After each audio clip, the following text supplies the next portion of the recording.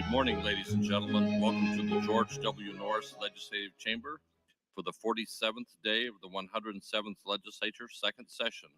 Our chaplain for today is Senator McAllister. Please rise. Good morning, colleagues. Let us pray. God of many names, we come before you today asking for your guidance as we come together to discuss various issues that will impact the future of our great state.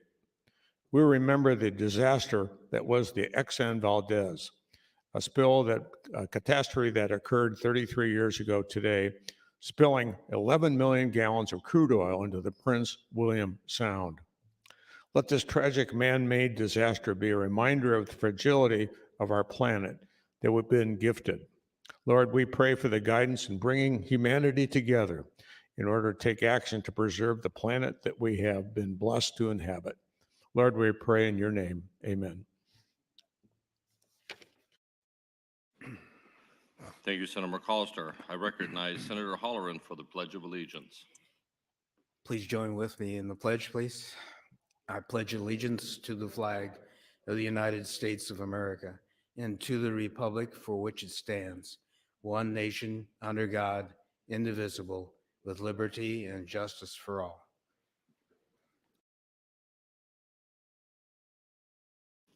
Thank you, Senator Holleran. I call to order the 47th day of the 107th Legislature, second session. Senators, please record your presence. Roll call.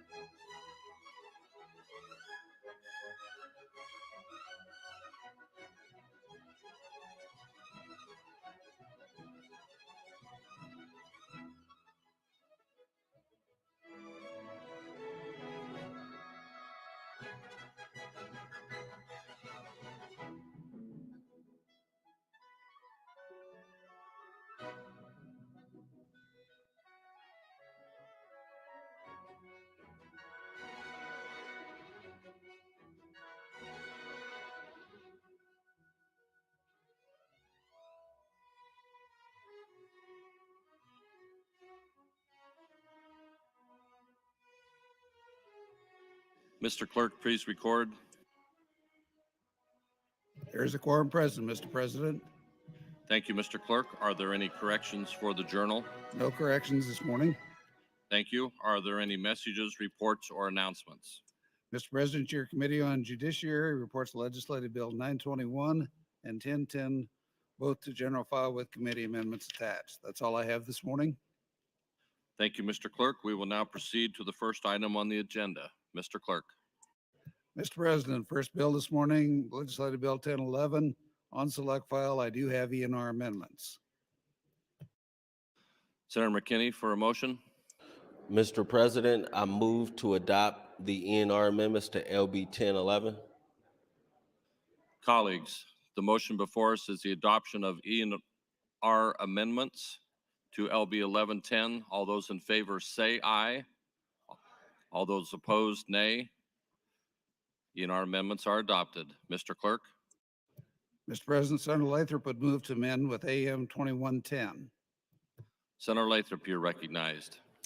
Thank you, Mr. President, and good morning, colleagues. Today's going to be a long day. Apparently, we got to go till quite late tonight. And we're back on the mainline budget bill, and I will again resume my talk on the Department of Corrections and corrections reform. I will have an amendment to this amendment momentarily.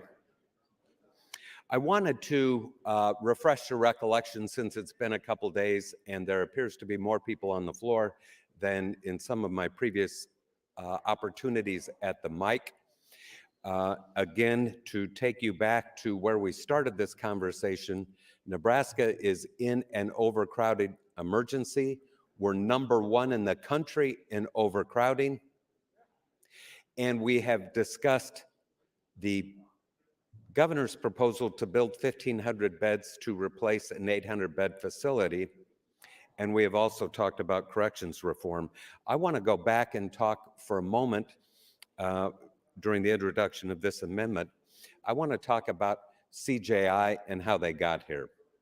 So the CJI process, frankly, involved me looking for someone or an organization that has been into conservative states to work on overcrowding and prison and corrections reform.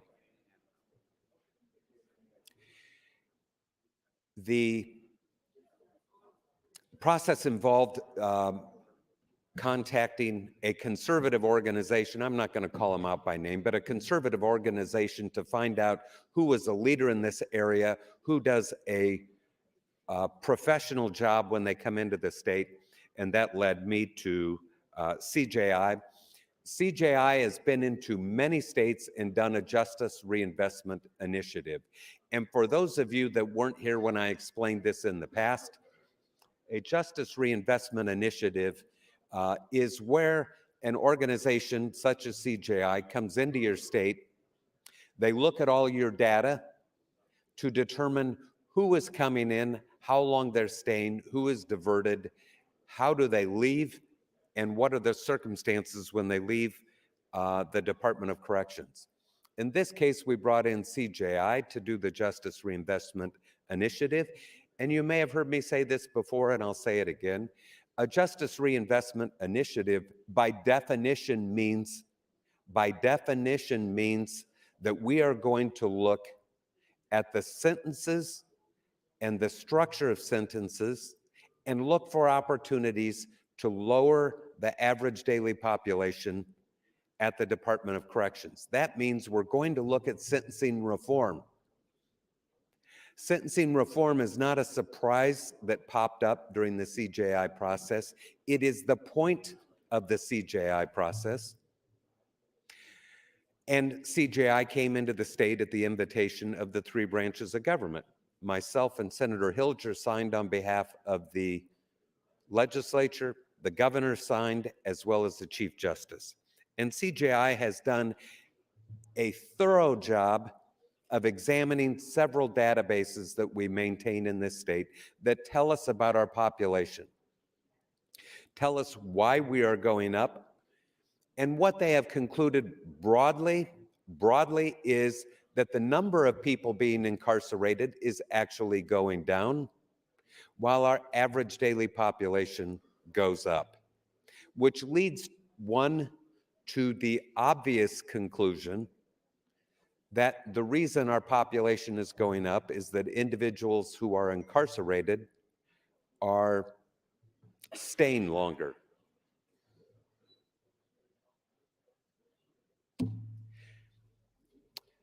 The question that follows that obvious conclusion is, why is that happening in Nebraska?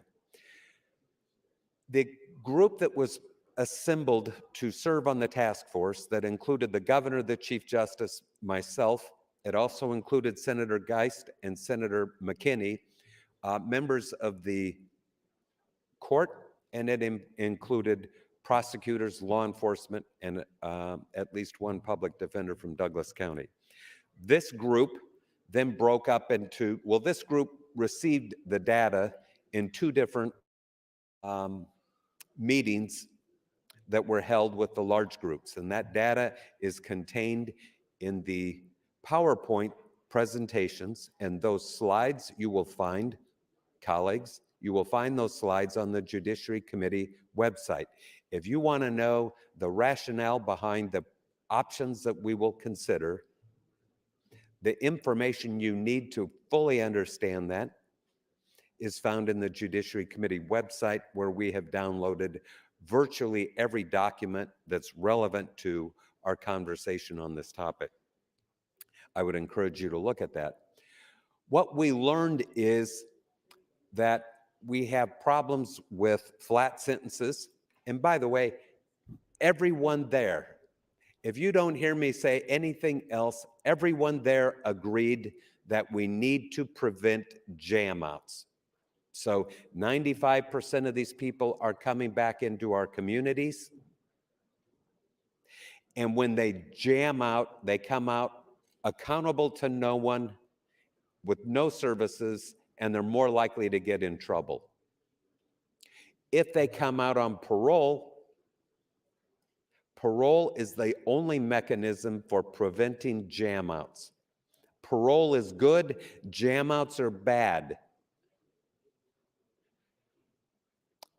When an individual, the 95% of them that will, come out of the Department of Corrections, we want them to come out on parole.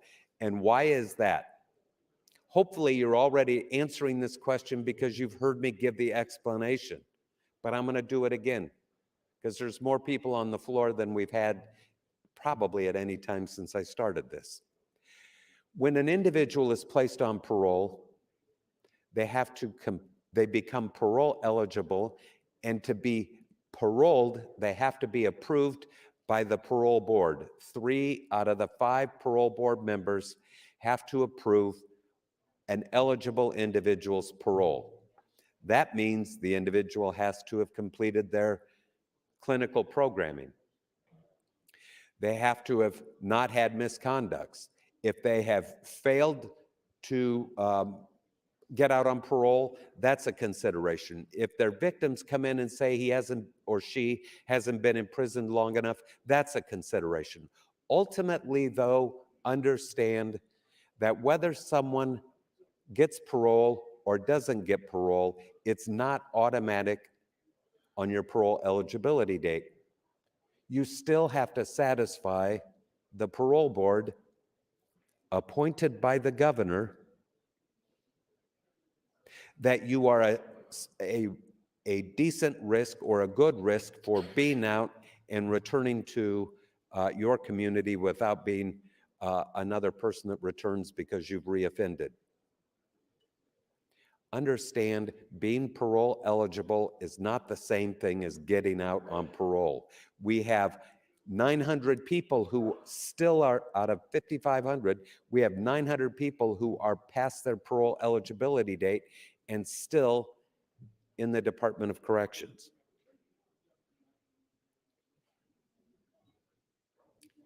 When an individual is paroled, they generally have to have a plan, and they generally are accountable, or they are accountable to a parole officer. So what's that mean?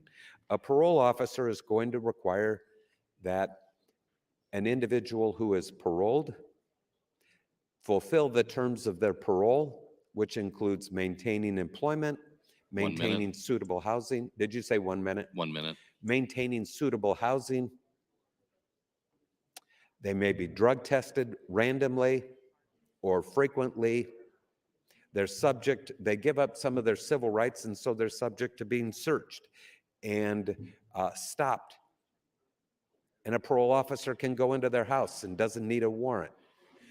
In other words, it's a far superior manner of discharge than to have an individual simply jam out. But in Nebraska, we have a lot of people that are still jamming out. The solution to our overcrowding, much of it, is centered on incentivizing the inmate to parole out to participate in programming and go out in what we know is the better alternative to jamming out when one is not accountable to anyone in any manner. Time, Senator. Thank you. Thank you, Senator Lathrop. Senator John Lowe would like to recognize Dr. John Jacobson of Kearney, who is serving as the family physician of the day today on behalf of the Nebraska Academy of Family Physicians. Dr. Jacobson, if you would please rise to be welcomed by your Nebraska legislature.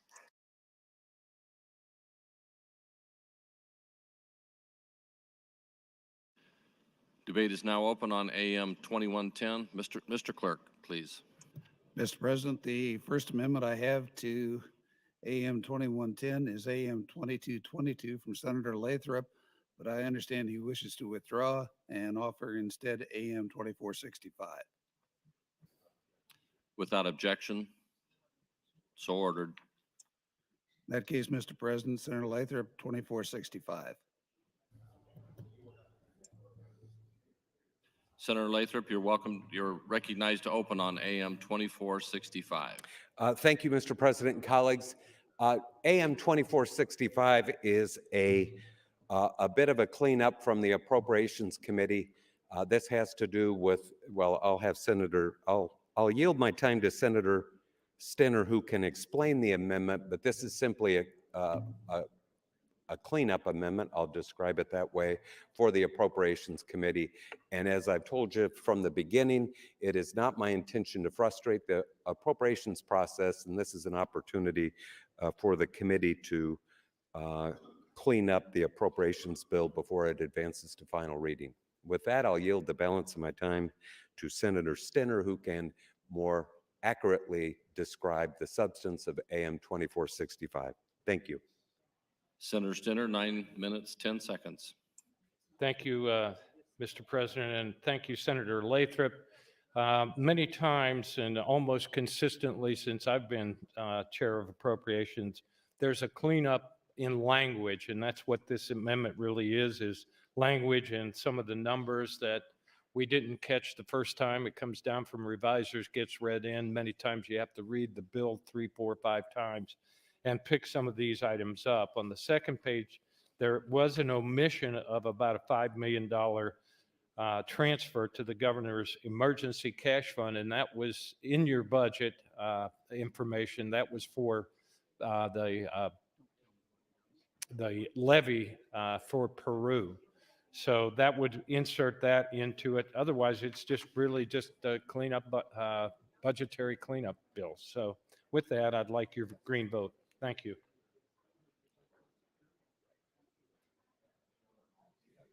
Thank you, Senator Stinner. Debate is now open on AM 2465. Senator John Kavanaugh, you're recognized. Thank you, Mr. President. Well, I think I'll probably vote green on the cleanup amendment. But I just wanted to, I appreciate Senator Lathrop's comments. I hope everybody listened. I think they were very clear and a good framework under which we should be thinking about and looking at these things. And I hope everybody took some of the time over the weekend. I know we've all been busy to look through some of the things that are on the judiciary website. I spent a lot of time last week talking about the quarterly census report from the Department of Corrections for the population in October through December of 2021. And what Senator Lathrop was just talking about struck me from there about number of inmates housed past their parole eligibility date is 968 as of the time of that census. Obviously, that's an average daily population census, which means it might be more than that some days, it might be less than that other days. But when you look at the length of time that individuals are held past their parole eligibility date, there's this is page 3 of that document.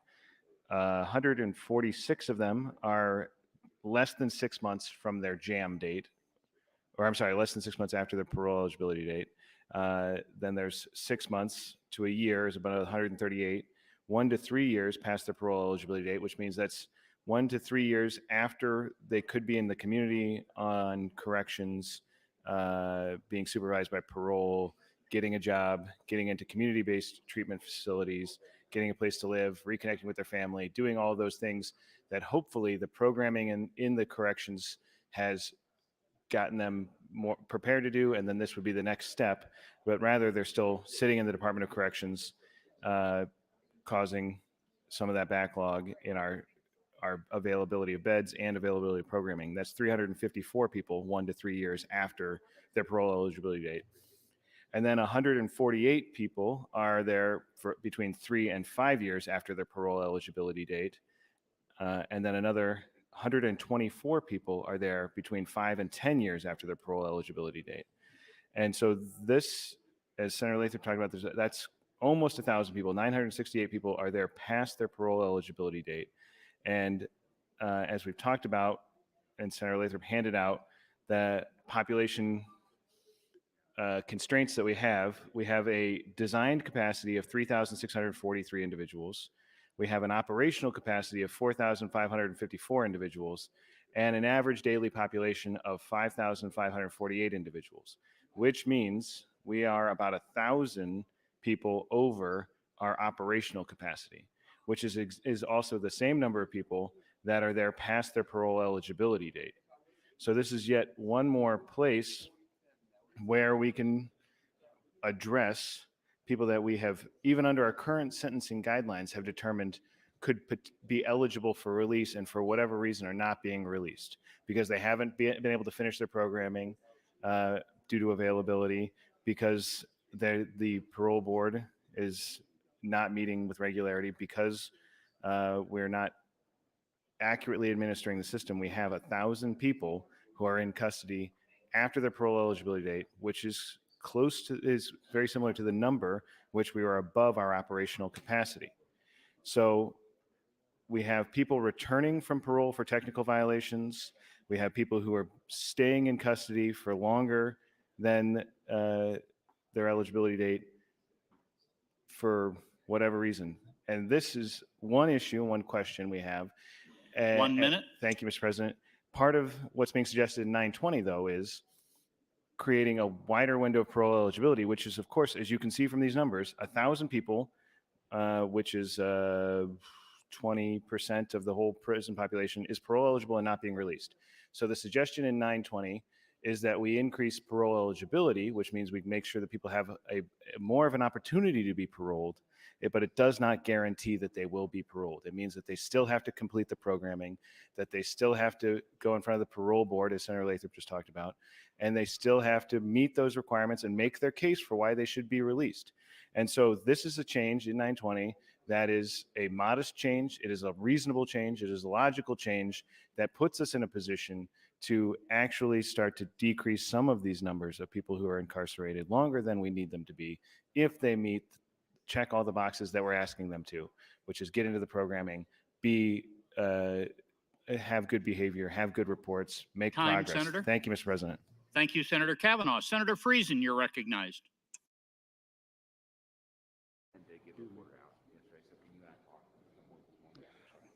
Thank you, Mr. President. I know Senator Lathrop is probably getting really tired about talking about his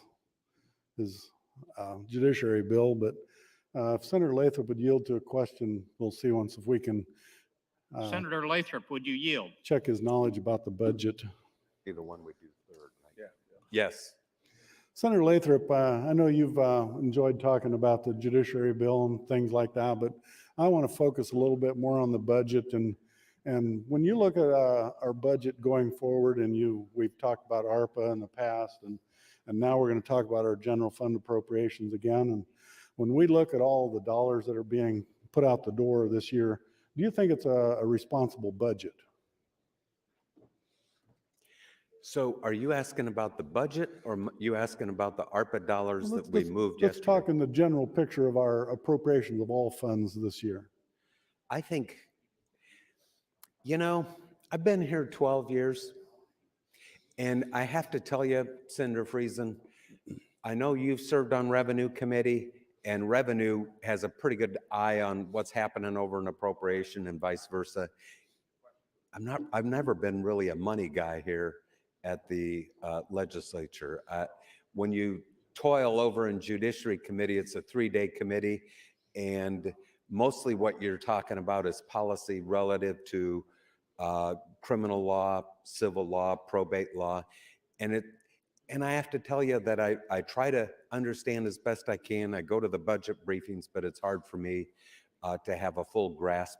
I can tell you that I've been around in years where there was no money for the floor. And I remember one year when Senator Abby Cornett had a bill for like $4,600 to help kids that have epileptic seizures in the classroom. And it didn't pass because it had an A bill. When I watch how much money we're dealing with this time, it is astonishing to me. And it makes it hard to say, you don't make these reforms and we're buying into $1 billion worth of prison building, right? Because it's funny money. It's almost funny money as we go along, but I can't say it's not responsible under the circumstances. I mean, that was the reason I picked on you, is it's not your expertise here. You're in judiciary, but your vote is just as important as mine. And when we look at the bigger picture of how we've set up things and how the federal government has forced us to make some decisions here, I mean, do you think there could be a better plan going forward than what we have in front of us? You know, Senator Clemens and I have had this conversation.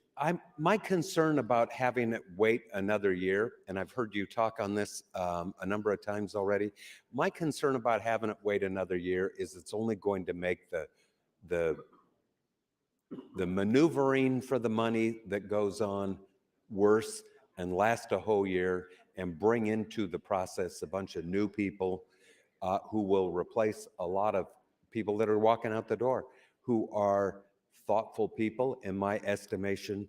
And it's not that I don't trust the next legislature, but I don't know it's going to be any better or a better circumstance a year from now than it is this year. And I know Senator Clemens is desperate to have it done this year. So you're concerned it could get worse?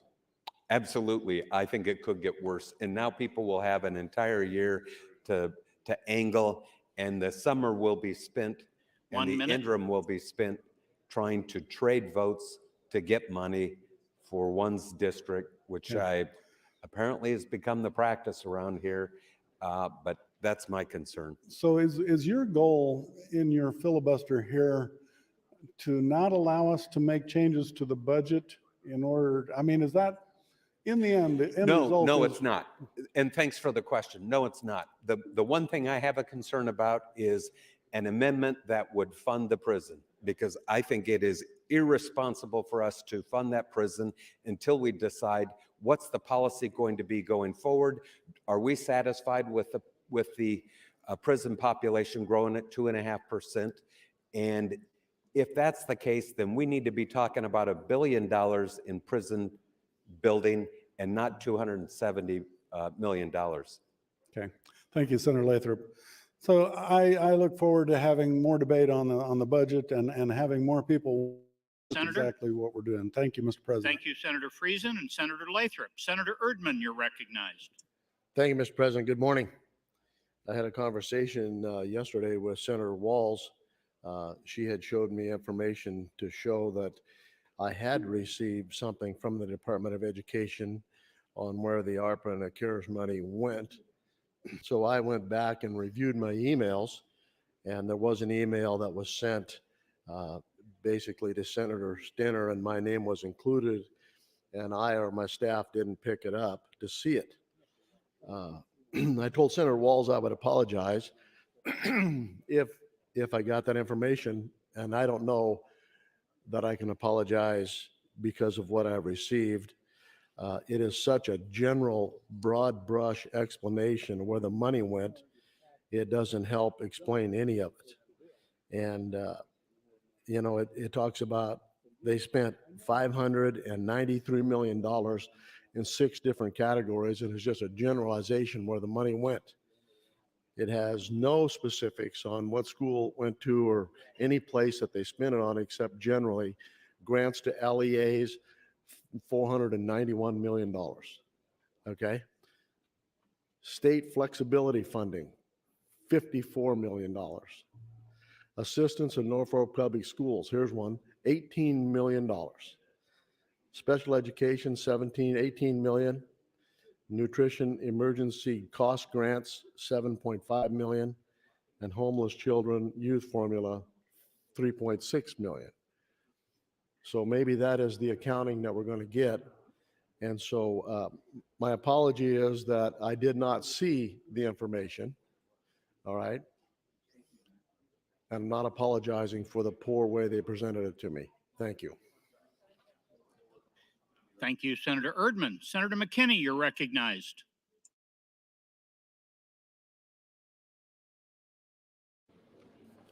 Thank you, Mr. President. I rise to continue the conversation about the prisons.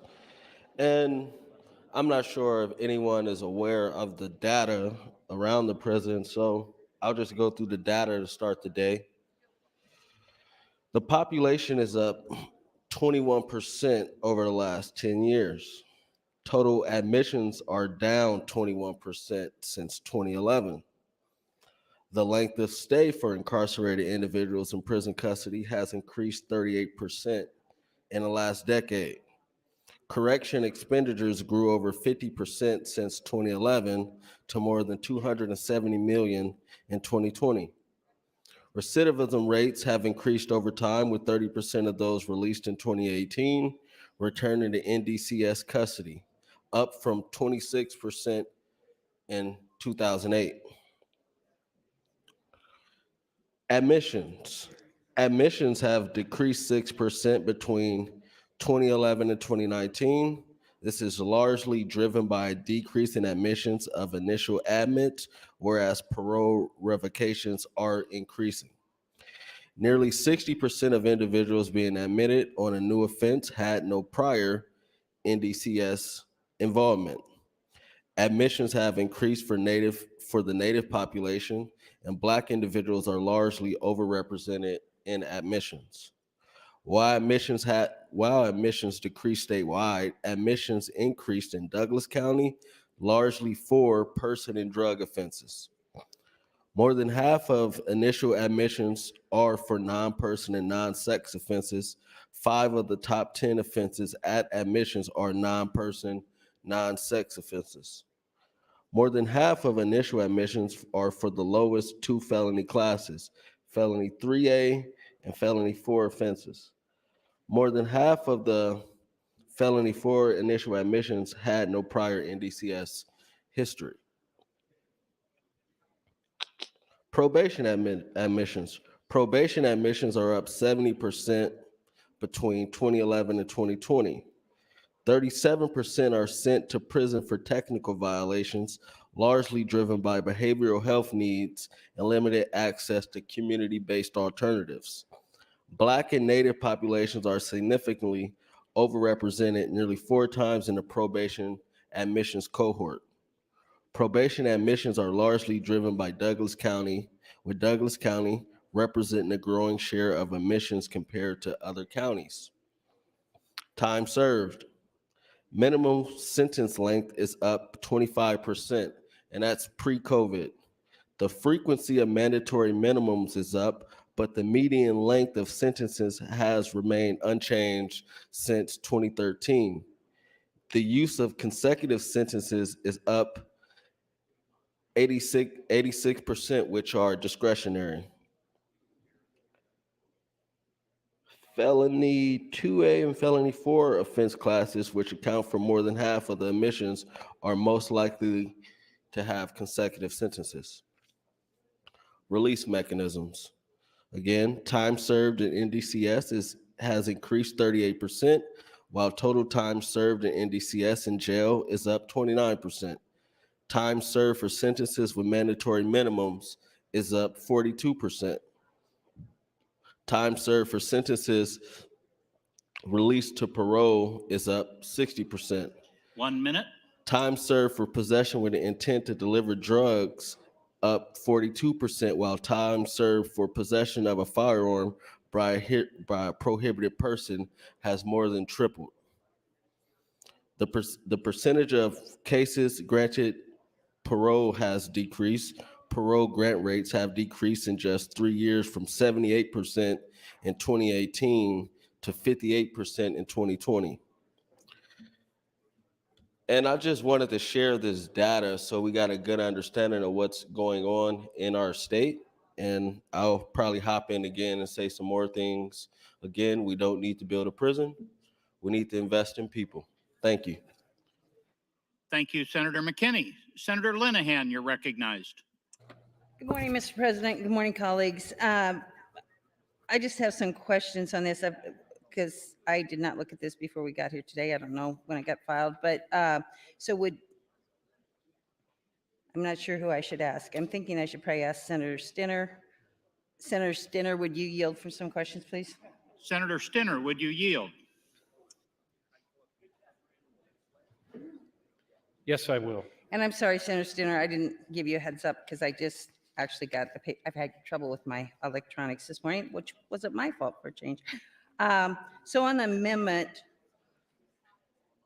most of this, if I'm reading it right, it says aid earmarks. So it's typos basically, isn't it? From like on line 4 of the amendment, it says strike 15,500,000 and insert 15,580,000. But then when you look at the committee amendment, you have 580. And is that what you say? What do you call an earmark? When I look at a bill, what's the earmark? Earmark would be something that would be prescriptive in language. So it's just a money amount, right? Yes. So is there a list? Does the committee have, if I wanted, I said, can I have a list of all the earmarks? Could the committee provide that? I think that fiscal can, yes. Okay, all right. And then on the second page of the amendment, line 14 through 17, it deals, this is the only where I see language. Yeah, that was. So that's not a number deal? It's a. That language was left out so that this language makes it possible for us to transfer general funds to the emergency funds, which will be used for Peru.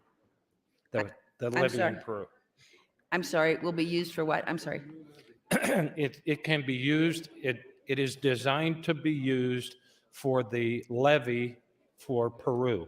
So is it actually, is there language, and I'm sorry, again, I haven't had time to double, go cross-check. Is the language actually for the Peru levy in the committee amendment?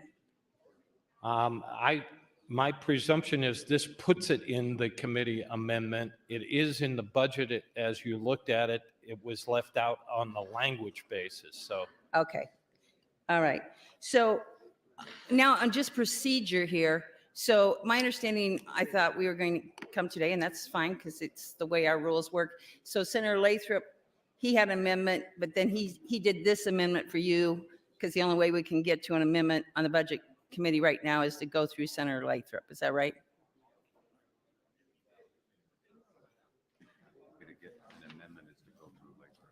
I'm sorry, I didn't hear the question. That's okay. And maybe I didn't ask the question correctly. So we're on select file. I'm just going through procedure. Actually, my grandsons and their class are going to be here today. So I'm going through procedures. And I'll probably punch in quite a few times, hoping that I'm on the floor speaking when they're here.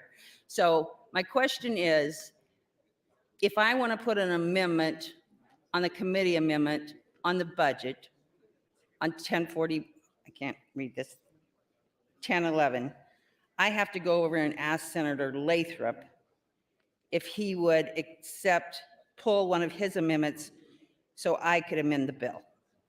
Yes. Okay, so if we want to amend the bill, we go through Senator Lathrop. Yes. Okay, thank you, Chairman Stinner, and thank you, Mr. President. Thank you, Senator Linehan and Senator Stinner. Senator Lathrop, you're recognized. Thank you, Mr. President. And Senator Linehan, just to be clear, it is not my intent to frustrate the Appropriations Committee process. My concern is with an amendment that would bring in the cost and appropriate money for the construction of the 1,500-bed prison proposed by the governor. And I have had a number of people ask to have me substitute amendments. And if I start doing that, it's going to become a problem. And so other than trying to accommodate the Appropriations Committee, I have resisted attempts to substitute amendments for whatever that's worth. I did want to take a moment to talk to you, colleagues, about where we're at today at the Department of Corrections. So one of the things about LB 920 and the host CJI process is we call it a smart on crime approach, but it's about whether we're getting the best bang for our taxpayer dollar. So measured by outcomes in terms of, do people get out and reoffend? Do they get out and become good citizens and integrate back into the community and into society?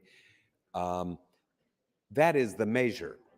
And what the CJI process does is look at, can we take money from all of the people that are spending all this time in there, find how long they need to be there, who needs to be there, and how are they released, and take the savings and invest it in strategies that have proven to improve public safety. These same strategies improve safety inside the walls of the prison.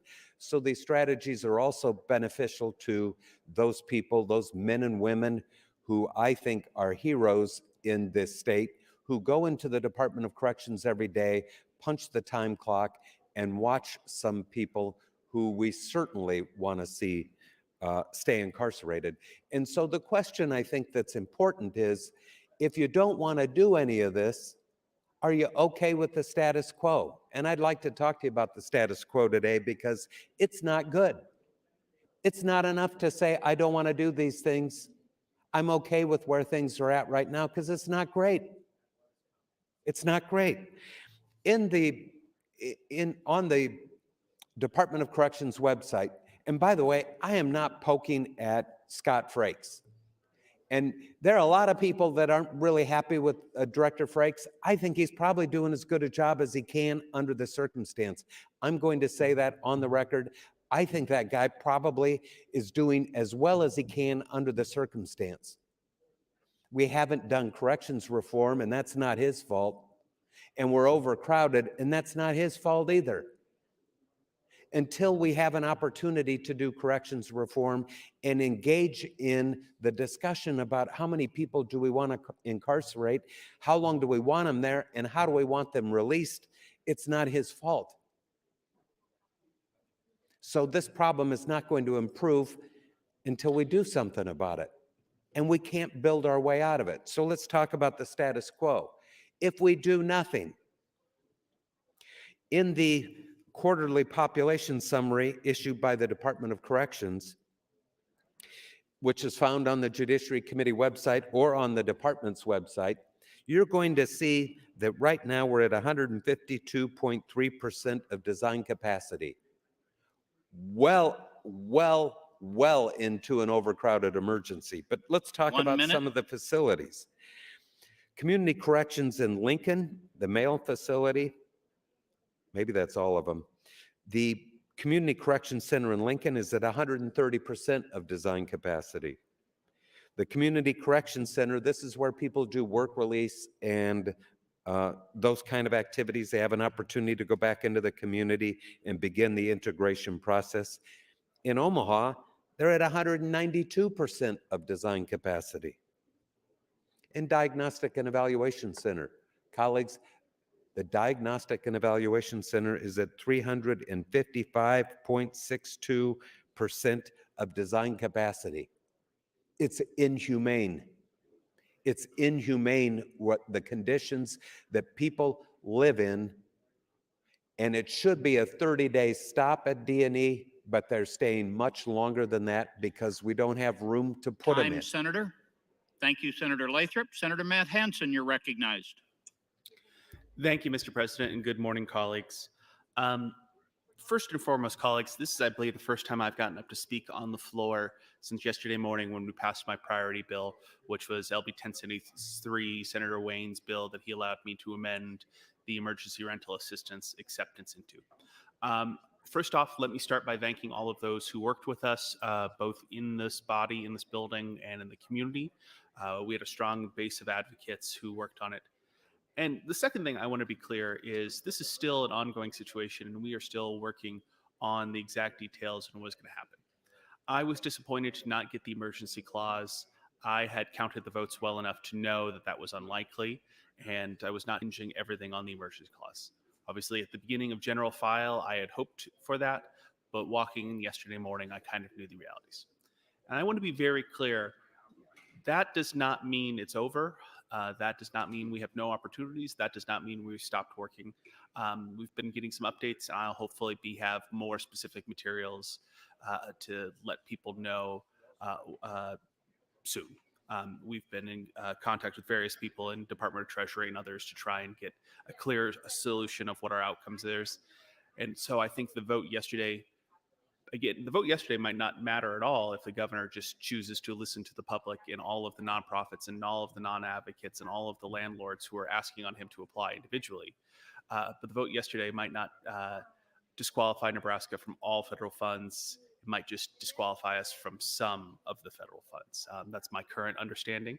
I hope we're going to get some more information on that soon. I can't necessarily provide numbers, but that's where my understanding was that the initial deadline potentially might just knock some off the top, but not take us all the way down to zero. So there's reason for optimism. There is reason for hope.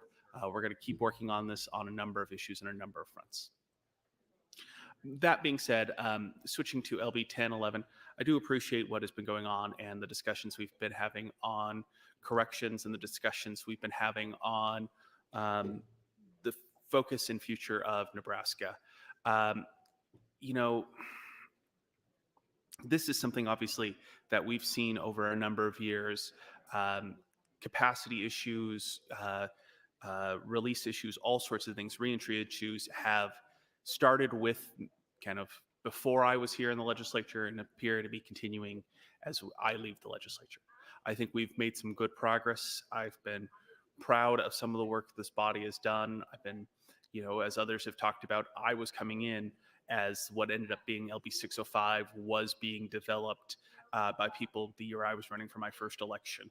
And LB 605 was one of the significant proposals my first year. I think we saw some of the outcomes and some of the changes that we made to the initial proposed copy of LB 605, and I think they have proven to maybe have not made that its full potential in terms of providing a reduction in crowding and a reduction in capacity, or not a reduction in capacity, sorry, just crowding. And I think that's something we really are going to need to look at in this body. Obviously, a lot of this discussion throughout this budget, and I really appreciate Senator Lathrop focusing in, you've been pretty clear this morning, is pretty laser focused on state prisons, state correctional institutions. Something to be mindful of, including the choices we make in this body, influence the capacity of a whole number of institutions, including mental health facilities and our county jails. And those are kind of some of the areas that I've personally worked on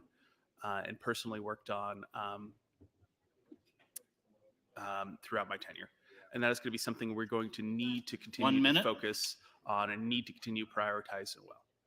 So I bring all this up just to say, you know, kind of in this context, I know we're going to talk a lot more about corrections and specifically state prisons and state institutions.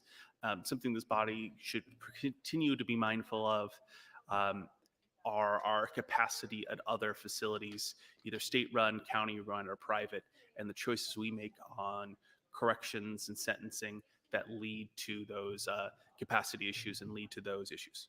With that, thank you, Mr. President. Thank you, Senator Matt Hansen. Senator Albright, you're recognized. Thank you, Mr. President. I do have a few questions. I understand it's very complicated in the appropriations and you're going to miss a few things, but as I break down this particular amendment, I do have some questions. Would Senator Stenner please yield? Senator Stenner, would you yield?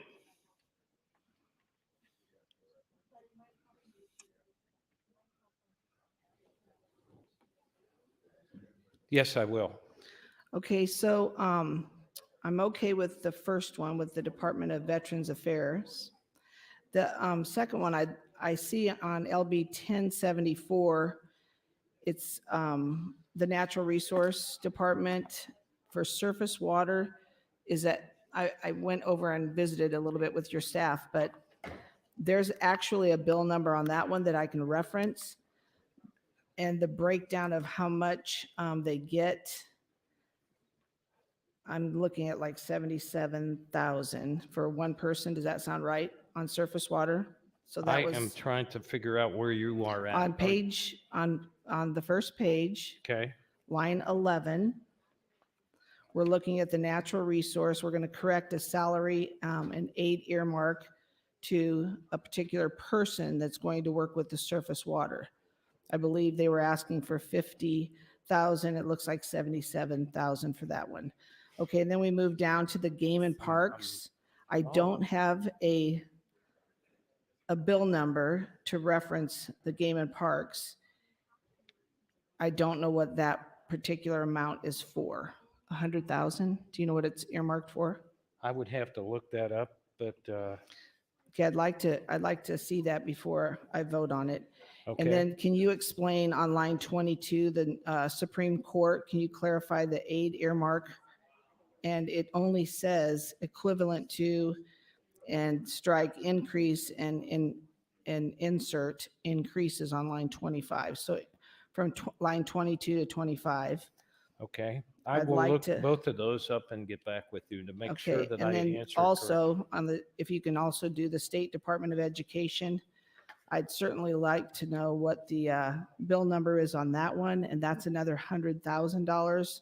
I'd like to know what it's for and a bill number to look at it before I make a decision on my vote. Thank you, sir. Okay, thank you. Oh, I'm sorry. Can I use the rest of my time for Senator Slama, if she'd like it? Senator Slama yielded 2 minutes 10.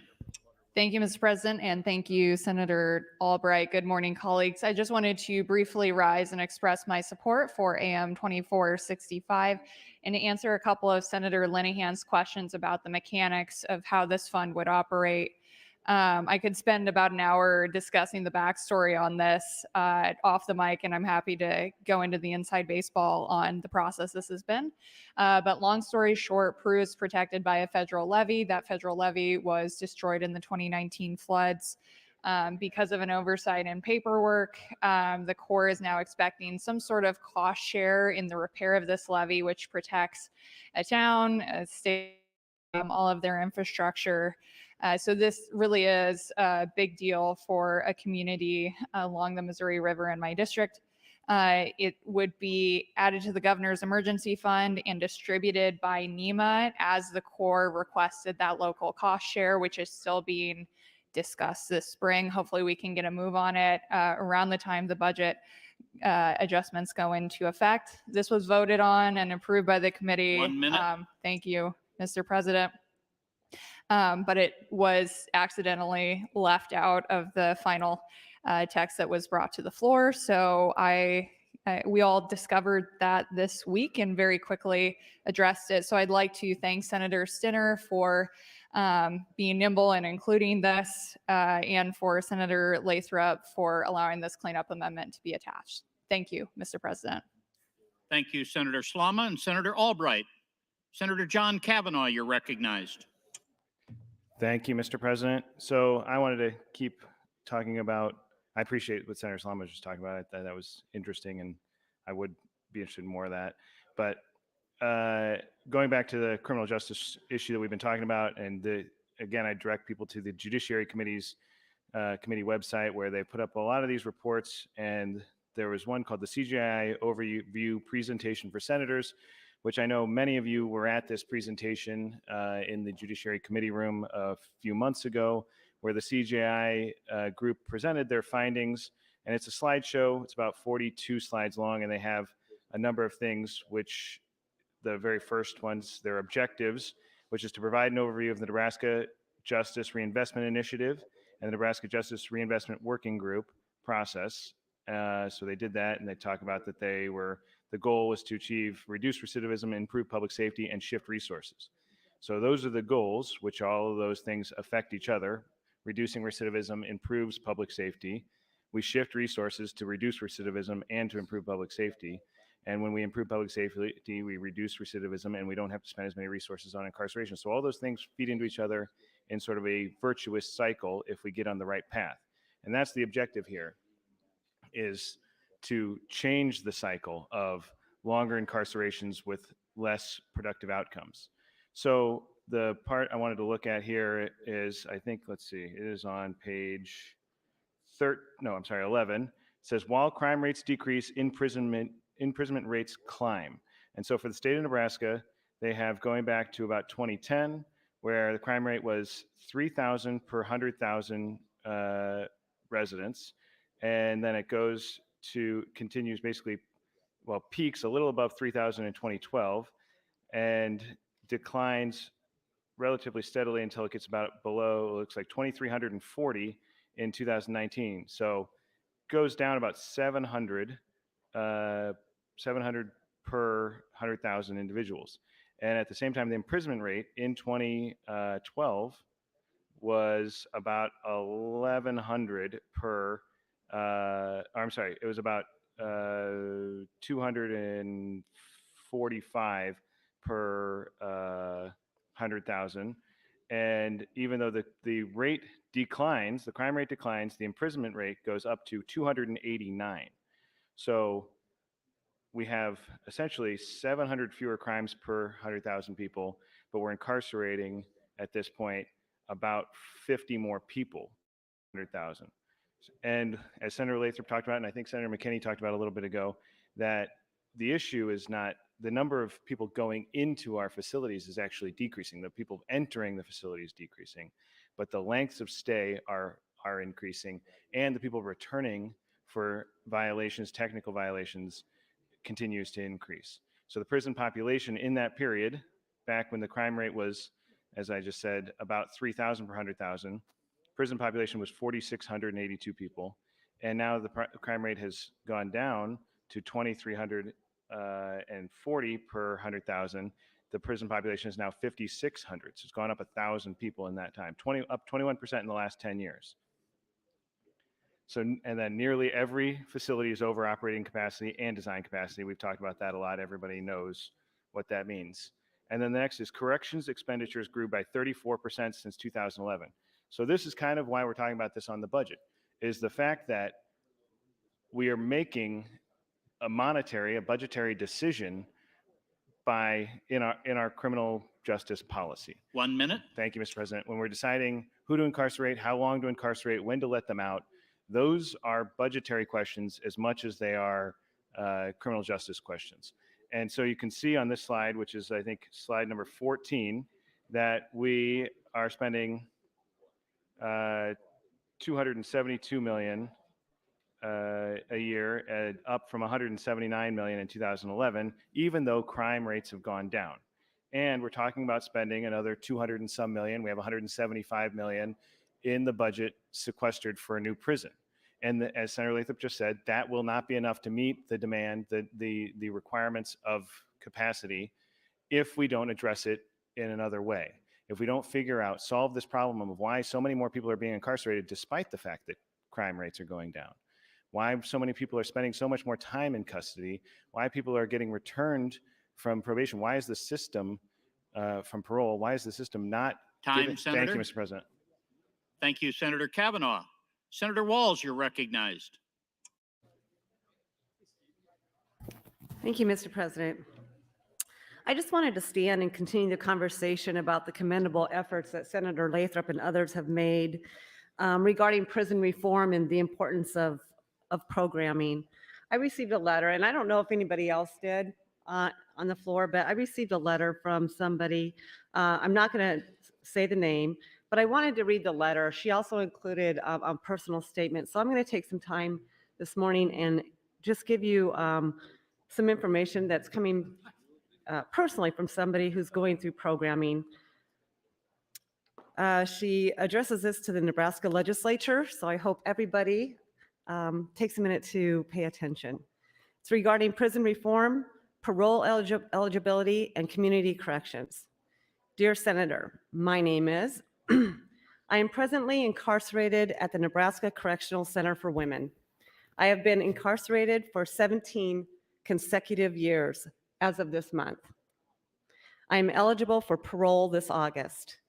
Enclosed, you will find a list of completed programming as well as current programming and mentoring teaching roles I assume within our facility. I have also enclosed a copy of the long form of my personal statement, which was developed while participating in the RISE program. This, of course, has been updated, and I will share that personal statement with you also. I am submitting these to you because I feel it's important that you are aware of the individuals within the Nebraska's correctional system who do change. People can be rehabilitated. We can be redeemed. We can be pro-social, proactive, productive citizens. We make living amends for the harm we have caused others, and we help others to do the same. I am a living example of this. Prison saved my life. Programming saved my mind, and my soul was saved by the grace of God. I have not obtained a misconduct report since January 2016. I have volunteered my time to help others and to train service dogs for the communities of Nebraska and beyond. I seek to fulfill my duties not for the approval of the Board of Parole, nor yours, nor anyone else's for that matter. I do these things because it is the right thing to do in order that I may honor those I have harmed so deeply and so irreparably. In order that I may live a life of purpose and aid others to find this as well. I support your efforts in prison reform and sentencing reform. I would like to assist you in any way I can. It is extremely difficult for individuals. It is extremely difficult for individuals to be released into Nebraska society, much less accepted. I, however, believe in change. May God bless your efforts. And then she gives her name. So she also included a personal statement and a list of all of the programming that she went through. So I'm just going to take a minute and start with that. Again, hello, and she gives her name. I have over 7 years' experience as a legal aid at our local law library. During my incarceration, I maintained full-time employment and participated in and completed numerous programming opportunities. Presently, I am working full-time as well as a part-time position at our facility. I have completed a 2-year paralegal studies course through the Blackstone Career Institute, as well as an advanced paralegal course in civil litigation. 1 minute. In addition, I am furthering my education by attending volunteer schooling through the ABE classes. I'm a mentor, peer facilitator through various programming opportunities in which I've previously graduated, which include Inner Circle, International Peer Support, as well as RISE and Prison Fellowship Academy. I volunteer by facilitating events, retreats, and services through Water Walkers, Survivors Club, and RISE Ambassadors, in addition to participating in and instructing Dance to Be Free classes weekly. I feel having a balanced life and self-care is essential to being a healthy individual. Therefore, I attend yoga classes weekly, as well as having the privilege of maintaining the same mentor for the entirety of my sentence. And I'll stop here and I'll continue on when I get another chance. Thank you, Mr. President. Thank you, Senator Walls. Senator Marfeld, you're recognized.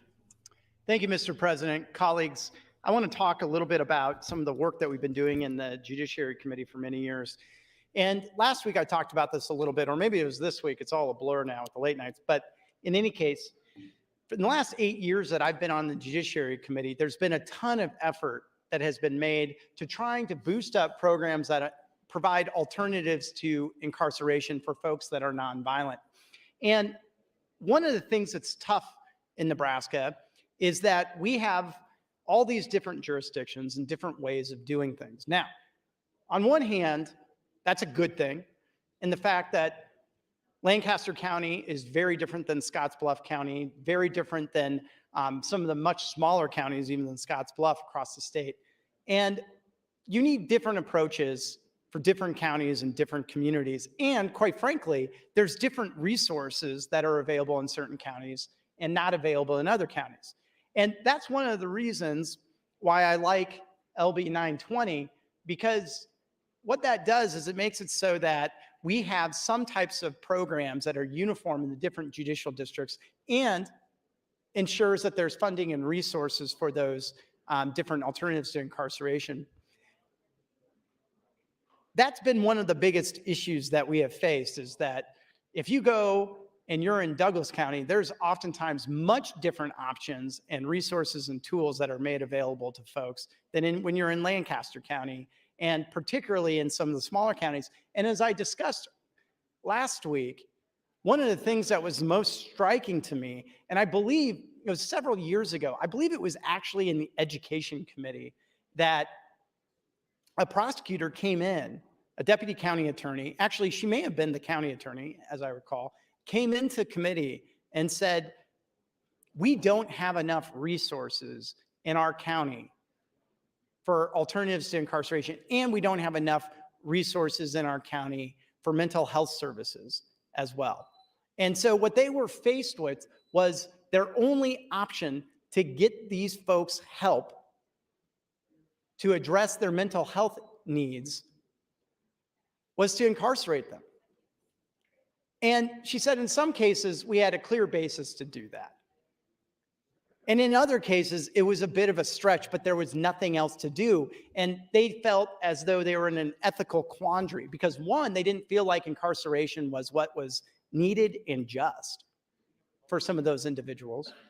But two, they also knew that if these people didn't get the help that they needed, that they would become a danger to the community, even though they did not feel that they were at that point in time. And so it was striking to me, and this was, I think, 3 or 4 years ago. I'm trying to find the committee transcript in the bill, and once I do, I'll get up and I'll read from it here. But it was striking to me that we had prosecutors that did not feel comfortable with prosecuting these individuals, but knew that they would eventually be a risk to the community, but were in this in-between stage where they didn't know what to do, and they didn't know how to keep that individual safe and their community safe because there wasn't enough resources for them to be able to do that. They also knew that the jail was not a good place for somebody to get better and get the resources that they needed, even though there were limited resources available to those individuals if they were incarcerated. 1 minute. So, colleagues, that is why some of the efforts and some of the policies in LB 920 is so important. And that's why it's so important to invest on the front end with mental health, with alternatives to incarceration, to ensure that folks who are struggling, folks who could be a danger to our community or to themselves but aren't yet, get the resources and the help that they need, and yes, have accountability. And that's why LB 920 is so important. And that's why investing into mental health resources, into alternatives to incarceration are so important. And I'm going to talk about some of those different programs that have been proven to be successful in other states and actually lower the crime rates and increase public safety. Thank you, Mr. President. Thank you, Senator Marfeld. Senator Pansing Brooks, you're recognized. Thank you, Mr. President. As I've mentioned multiple times, I would no doubt be in favor of a prison if we were doing sentencing reform in a bright and smart way, and if we were doing programming to meet the inmates' needs and actually our community's needs by getting them releasing them from prison as a safer, more complete person. So now I'm switching gears a little bit. I talk, as most of you know, it's my last year in the legislature. I've had 2 4-year terms. I'm term limited out. And part of what we do at the end of at the end of our time here is that we have some time to talk and talk about our experiences here. I know I'm not going to have enough time, so what I've decided to do is talk a little bit about the positive things that I have experienced here in this body and the gratitude that I have for this body. So you're going to have to indulge me. I'm going through each of you. And first, I want to talk about, we're going to go in alphabetical order, my friend, Senator Aguilar. Senator Aguilar, it has been a privilege to work with you. You are a humble, sweet, kind man. You're the only person I know that could have beat our friend Dan Quick and fill our hearts rapidly. You're an amazing person. You're a very bright person. You have a perspective that we all need on this floor. And I adore your wife, who's wonderful. Many of you have wives. If I forget to mention your wives, but I know that Senator Aguilar has a fireball for a wife, and I really enjoy her. So what I want to say to you, Senator Aguilar, that it has been an honor to serve the people of Nebraska with you. Thank you. Next in the line is Senator Albright. Senator Albright, you're a tough, strong, tenacious woman, and I admire that in you. You have a willingness to listen, and you ask good questions. We haven't always agreed on things, but I've enjoyed knowing you and working with you on some issues together, finding common ground. And you're an asset to this body, and I thank you for that. And besides that, you have great shoes. We have twin shoes on, but I'm grateful, and it has been truly an honor to serve the people of Nebraska with you, Senator Albright. Thank you. Senator Blood, I'm just not going to have all this time that you're going to want me to do this, so while we're taking time, this is what I'm doing. Senator Blood, your tenacity in carrying the mantle of Meade has been incredible and so important. Your willingness to fight for military people and to make sure that they are represented in this body and that their needs are addressed is exemplary. And I appreciate all of that effort that you continue to make. And I'm grateful to know you and to call you a friend. It has been an honor to serve the people of Nebraska with you, Senator Blood. I appreciate it. Okay, I'm coming back later. Thank you, Mr. President.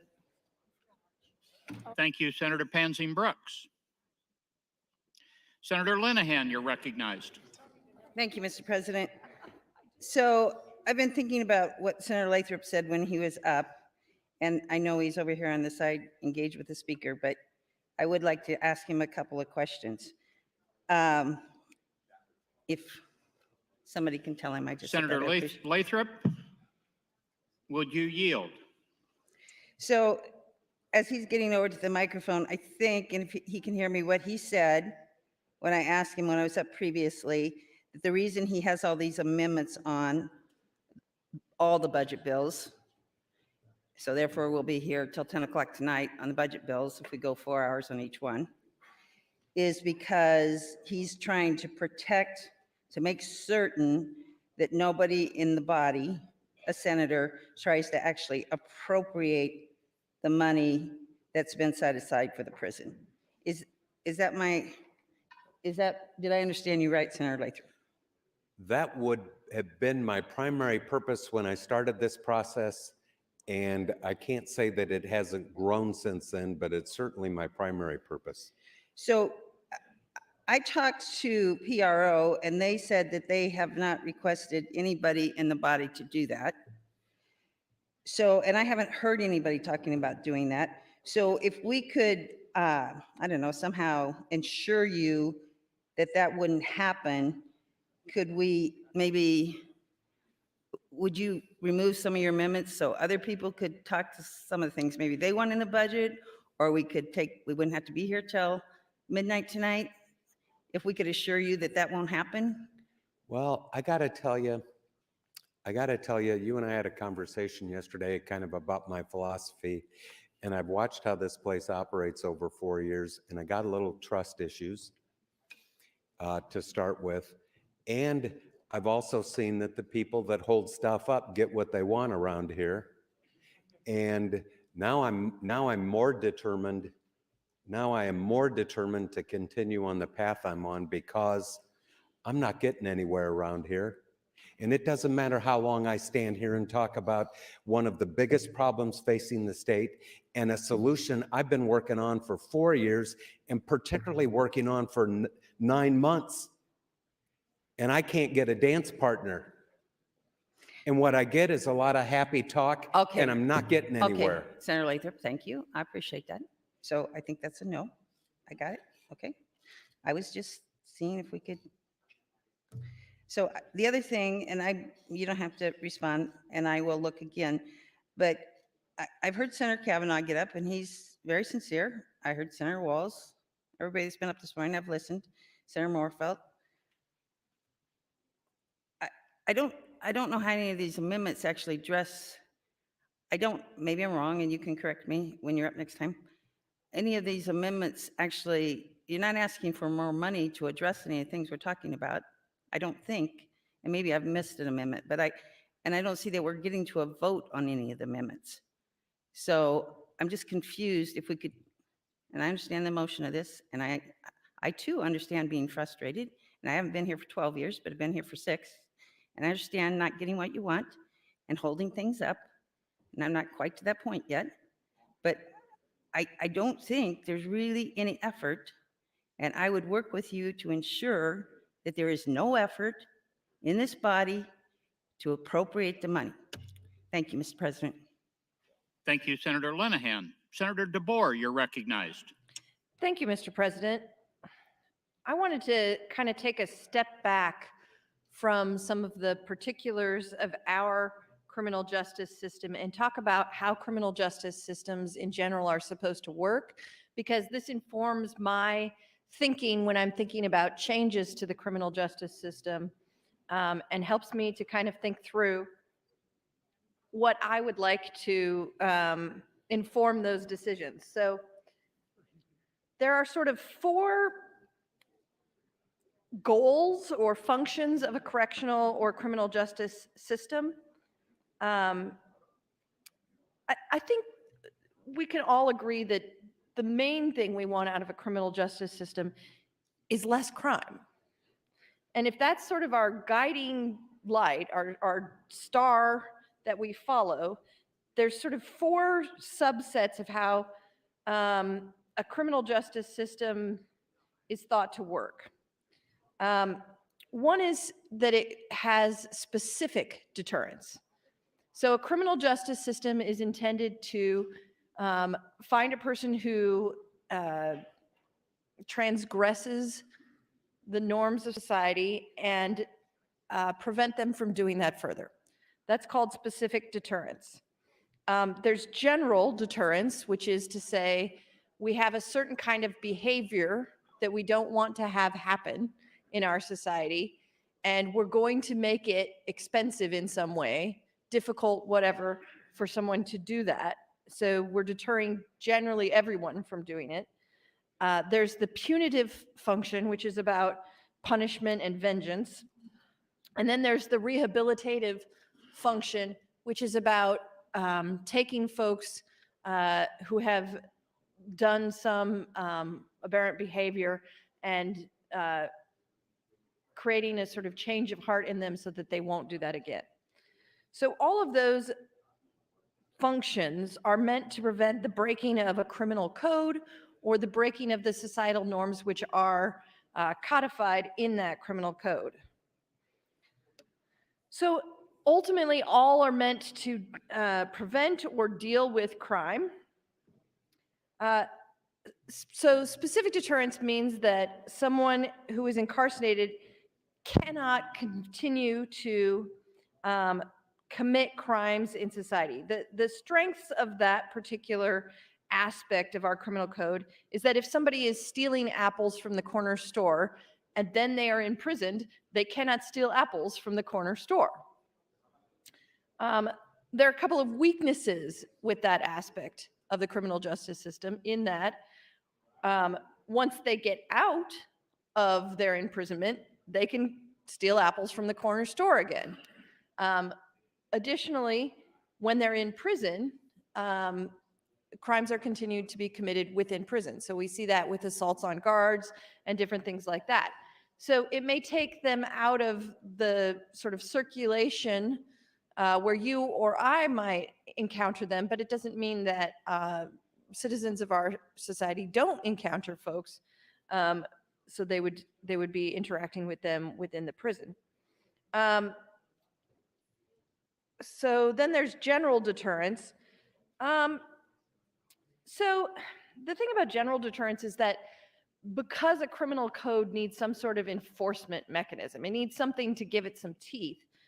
We have the threat of prison or fines or something like that to say, it's not just that you 1 can't minute. do something, but that there's a reason you can't do something, and here's the consequences.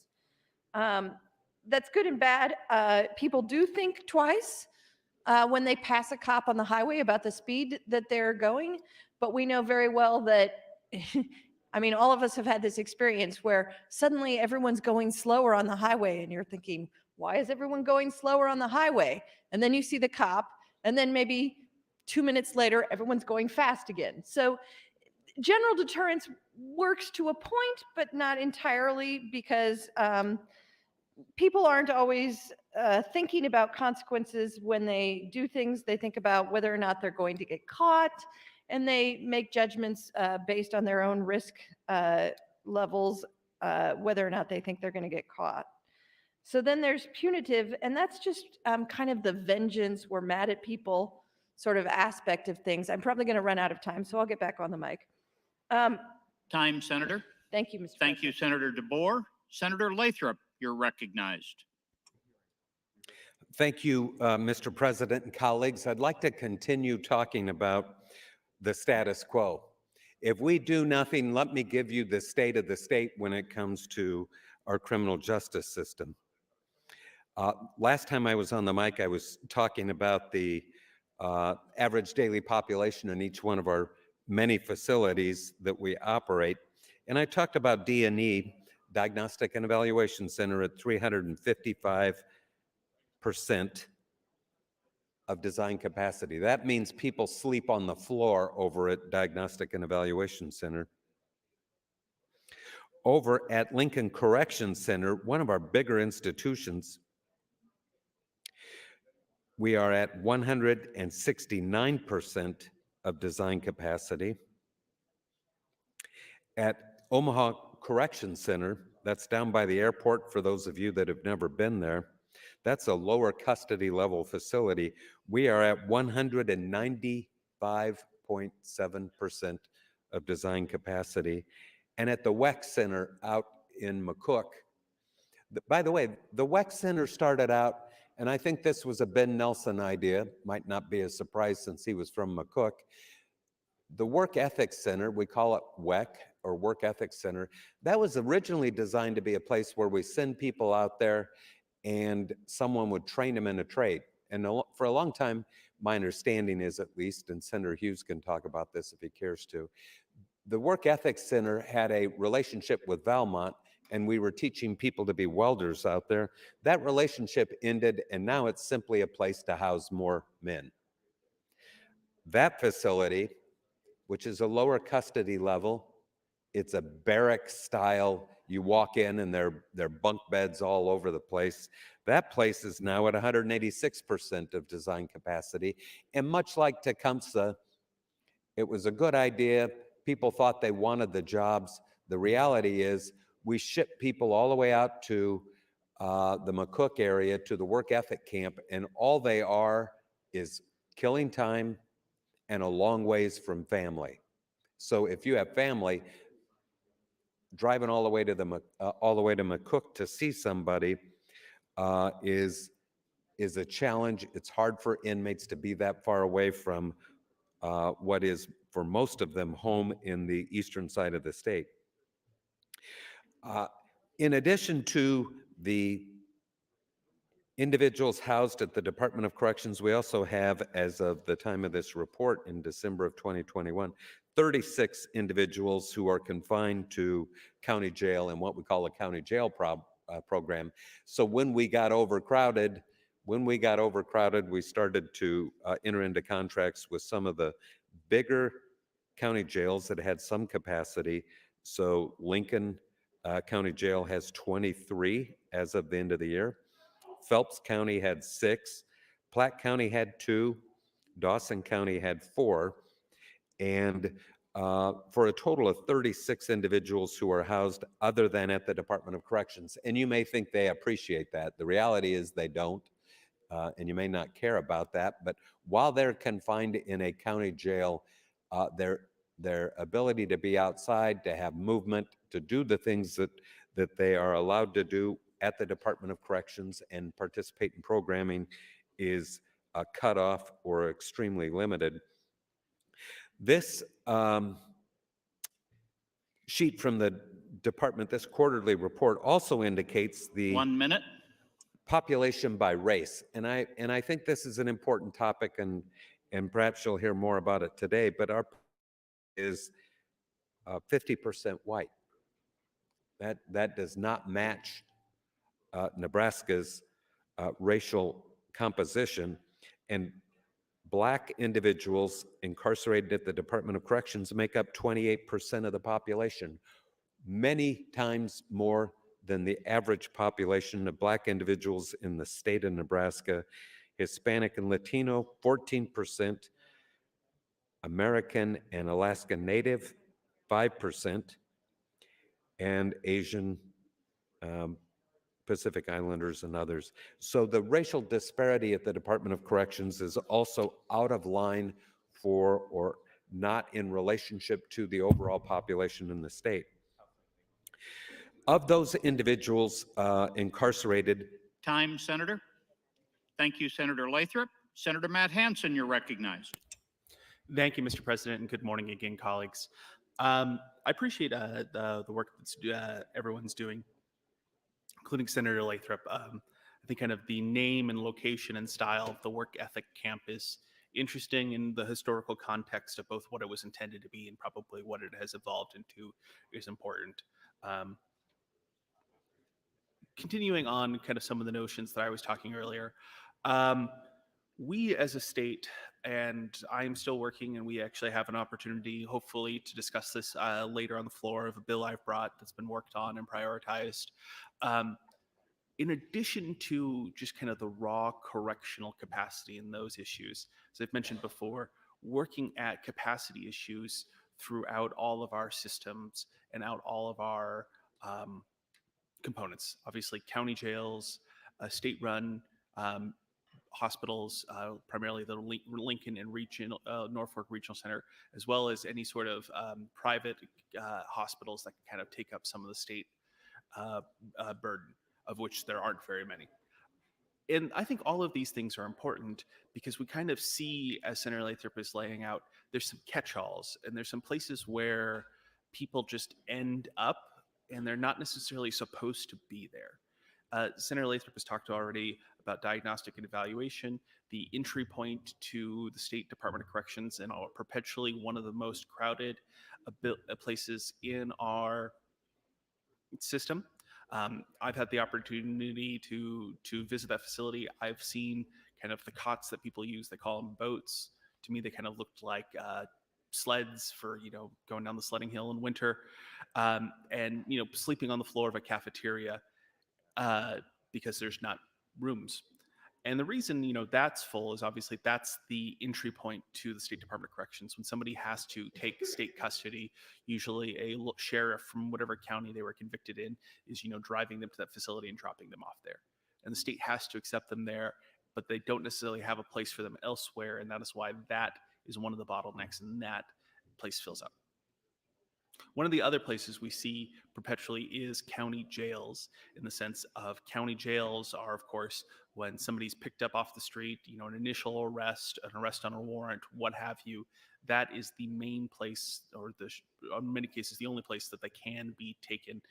And that similarly is, just because it's the main place they can be taken, even if they ultimately are destined to or should go elsewhere, that's where another bottleneck forms.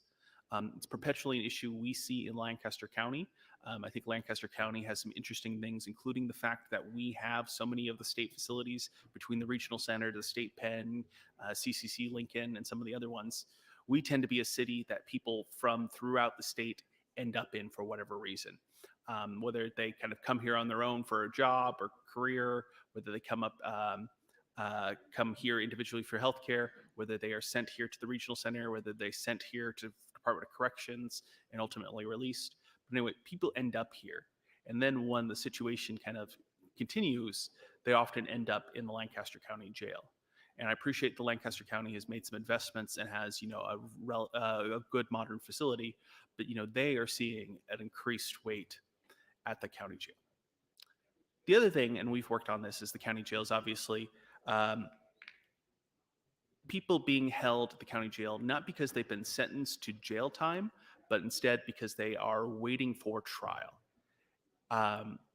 And so pretrial detainees, in many cases, certainly innocent and not convicted, or innocent as in not yet convicted of the crime that they've been accused of.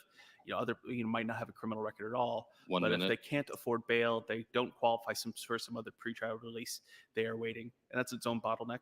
And that's often its own bottleneck, not necessarily because there's a reason the court case needs to drag out longer. In many cases, especially somebody is going pro se or is going to is kind of a smaller infraction. There's not necessarily, months of discovery and evidence and collection and all on. Instead, it's just simply waiting for an availability at the courthouse. And so we see a capacity issue there. It's kind of been my mindset that many times I think our criminal justice system would be improved by a lot of increased capacity at a lot of these lower steps. So, more courtrooms, more judges, more both prosecutors and defense attorneys, maybe more space at mental health care facilities. All of these places are places where we can really invest in some capacity just to get people Senator. out. Thank you, Mr. President. Thank you, Senator Hansen. Senator John Kavanaugh, you're recognized, and this is your third opportunity. Thank you, Mr. President. So I appreciate everyone's conversation on this subject, and I really do think this is an important topic to spend a lot of time about, and talking about what our priorities are. And Senator Matt Hansen talked about a lot of the things, the other places we could be investing.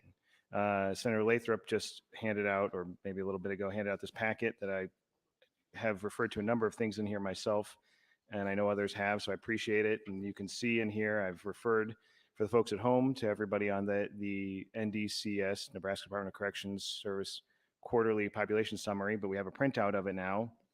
And so hopefully folks on the floor can make sure they get a chance to take a look at some of the things we've been talking about, which is, this tells you how many people are in custody, what facilities they are in, what their most serious offense they are in for, how long are people there, how long past their parole eligibility date are they there, how many people are returning to custody as a result of parole violations, including technical and new law violations, the people, what type of release we're releasing people to, which I talked about last week.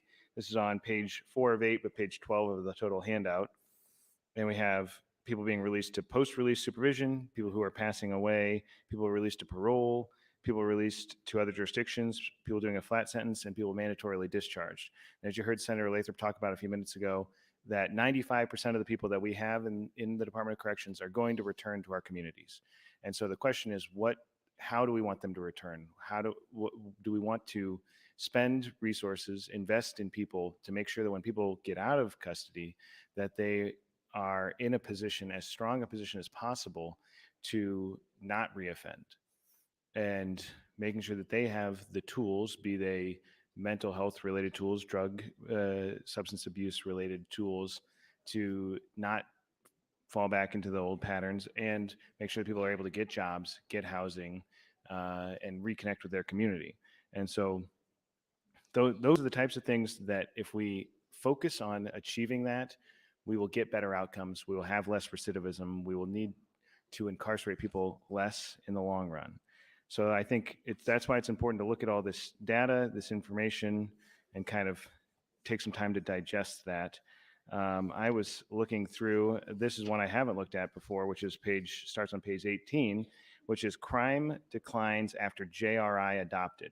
And it goes through several states, South Carolina, and it shows you where the JRI, Justice Reinvestment Initiative, was adopted, and their crime rate declines after that. Georgia, crime rate declines. Oregon, crime rate declines. South Dakota, it looks like it's about flat after JRI. Mississippi was beginning to go up and then declines right after they adopt JRI. Same with Utah. And then there's violent crime declines in 5 states after JRI adopted, which this begins on, maybe it's page 22. And that you can see South Carolina, the crime rate declines after JRI is adopted, and same in Georgia. And that Oregon looks like it's about flat. And in South Dakota, you see the crime rate is rising and they adopt JRI and then it flattens out. Mississippi is about flat with maybe a small dip, and Utah also flat. Maryland was beginning an uptick and then adopts JRI and looks like it starts going down, but that's only in 2016. So there's not a lot of data there. And then Oklahoma, same as Maryland, which was adopted in 2017. 1 minute. And there's a small dip beginning after the adoption in Oklahoma. And basically what the point of all that is that adopting smart on crime policies, justice reinvestment, which is investing in the things that we know decrease recidivism, help people out, decrease incarceration, those have an effect, a positive effect on our budget, have an effect on the individuals who we are incarcerating, and it has an effect on crime that decreases crime and gets us to where we want to be. And that's the overall objective. Less crime, which we achieve through less recidivism. We achieve that through making sure people are not in the position, the things that we can control, which is addressing drug and alcohol, mental health issues, housing issues, instability. Those are all things, factors that can lead someone to commit a crime. And so we can address Time, those things. Senator. Thank you, Mr. President. Thank you, Senator McCollister. Senator McKinney, you're recognized. Thank you, Mr. President. I rise to, to continue the conversation. And, I was sitting here thinking, and there was a conversation about not pulling the money that is set aside for a prison. And I'm just wondering, okay, so one, only one person so far in a maybe has agreed to put a prison in their district. Two, we're not going to use $175 million this year. So why is it set aside for a prison? We have all these individuals with these projects that we want to get off the ground. Everybody wants money across the state, and there's $175 million that is not going to be utilized this year that we're just not going to use. I would advocate for taking that $175 million and putting it to Offutt, putting it to the trail, the wherever else, even the lake. I mean, we're not going to use $175 million, and only one person has offered to put, well, he didn't offer, but kind of agreed to not agree, but said he's open to it, to put it in his district. And that district, just for clarity, is not between Lincoln and Omaha where they want to put the prison. So if nobody between Lincoln and Omaha wants a prison, where are we going to put a prison? I think, we're just wasting the usage of $175 million that could go to developmental disabilities, that could go to SNAP, that could go to so many things that Nebraskans need. It could go to property tax relief. I'm just saying, if we're not going to use $175 million this year and nobody between Omaha and Lincoln wants a prison in their district, that tells me we're not building a prison this year unless something miraculous changes over the next few weeks. Let's use the $175 million. Let's take it out of wherever it's at and appropriate it to projects that it could be used for good purposes. Because what's the purpose of setting aside that much money and we're not going to use it? Nobody wants a prison. I'm still waiting for somebody between Omaha and Lincoln to stand up and say, I want a prison in my district. It is yet to happen. So, I don't know, it's just a suggestion that, we all could huddle up and look at $175 million and say, what can we do? There's 49 senators in here. I don't got the division on that, but we could all break it down and all of our districts to get something. because we're not using $175 million this year and nobody wants a prison in their district. If somebody between Omaha and Lincoln would stand up and say, I want a prison, please do it. If not, that's just an indication that nobody wants a prison. Building a prison isn't a smart idea anyway, because even if we were to build a prison, it would take years, which means we'll still be overcrowded, which is inhumane. And we'll have to build another one because the one that, even if we decided to build one, would be full day one. So just a suggestion for those out there, if you have any suggestions on how could the state use $175 million, because nobody between Omaha and Lincoln wants a prison. Nobody that represent a district between Omaha and Lincoln has stood up and said they want a prison yet. And we have all these projects that need money. Senator Brandt want money for the small meat processors. Let's use it for something that could go a long way for Nebraskans. Thank you. Thank you, Senator McKinney. Senator Michaela Kavanaugh, you're recognized. Thank you, Mr. President. Mr. President, I did want to note that the speaker before Senator McKinney was Senator John Kavanaugh, not Senator McAllister, although Senator McAllister would have probably been a lot younger then. Anyways, sorry. I rise. I don't actually know what Senator Lathrop's amendment is. I haven't supported the budget, not because I don't appreciate all the work that everyone put into the budget. It's not meant to be a criticism of anybody's work and efforts. I do appreciate it. I especially appreciate our fiscal office. There's just things in this budget that I don't think reflect the values of what we should be doing with taxpayer dollars. And if Senator Lathrop were to pull his amendments and let other amendments come forward, that doesn't mean that I would let that happen. So, I mean, Senator Lathrop has put up these amendments for a reason, and I appreciate that. And if he were to withdraw them, that doesn't mean that I would be standing for other things coming onto this. So I just wanted to make sure that people understood that there's others waiting in the wings. So with that, I'll yield the remainder of my time to Senator Lathrop if he would like it. Senator Lathrop, 335. Well, thank you, Mr. President, and Senator Michaela Kavanaugh, thank you for that. In the handout, I know that I've dropped a lot of stuff on your desk. There's another one that you were provided with this morning. It too has the graph that I keep going back to. If you open that up to page 10, actually page 9, you will see sort of the Department of Corrections dashboard. That dashboard tells you what's going on over at the Department of Corrections. It's on the department website.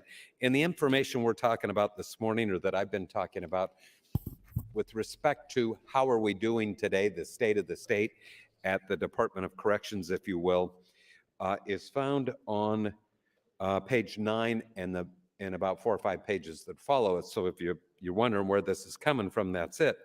The one thing that I'd like to point out, and that's on page 10 of the handout, is the number of people that are incarcerated for a drug offense.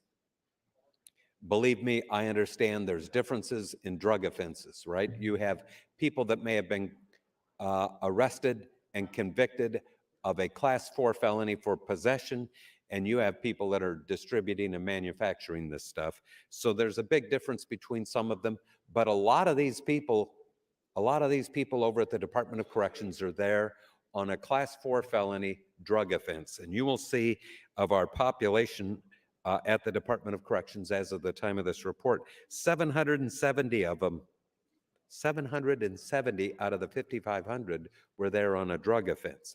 Now, we go back to what I talked about before, which is how's that war on drugs worked out for us?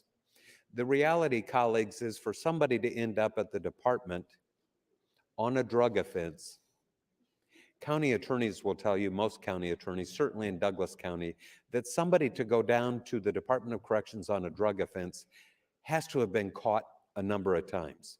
Like generally in Douglas County, Don Klein's the prosecutor. If you get caught with a small quantity of controlled substance, they'll try to put you on probation, put you in diversion. They'll try to do things. But when you show up for the third time, they're going to hit you with a felony and send you down to the Department of Corrections. And I say third time, it's flexible. It depends on the guy's story and that sort of thing. So I'm not telling you it's got a hard and fast rule. But these people that are ending up at the Department of Corrections for a drug possession, they have an addiction. And we're trying to treat it down at the Department of Corrections. And a lot of the people that are clogging up the beds that we need for serious offenders are people that actually need to go into treatment. And not everybody's going to accept that treatment. Not everybody's going to buy into the treatment program. But man, we are trying to treat a medical issue, an epidemic in this country with addiction. We're trying to treat it by punishing people. And here's the irony of that when they get down to the department, they have access to contraband. They can find drugs down at the Department of Corrections. It's a huge issue in the community correction centers. And again, I'm not faulting Scott Frakes. Thank you. Thank you, Senator Lathrop. Senator McCollister, you're recognized.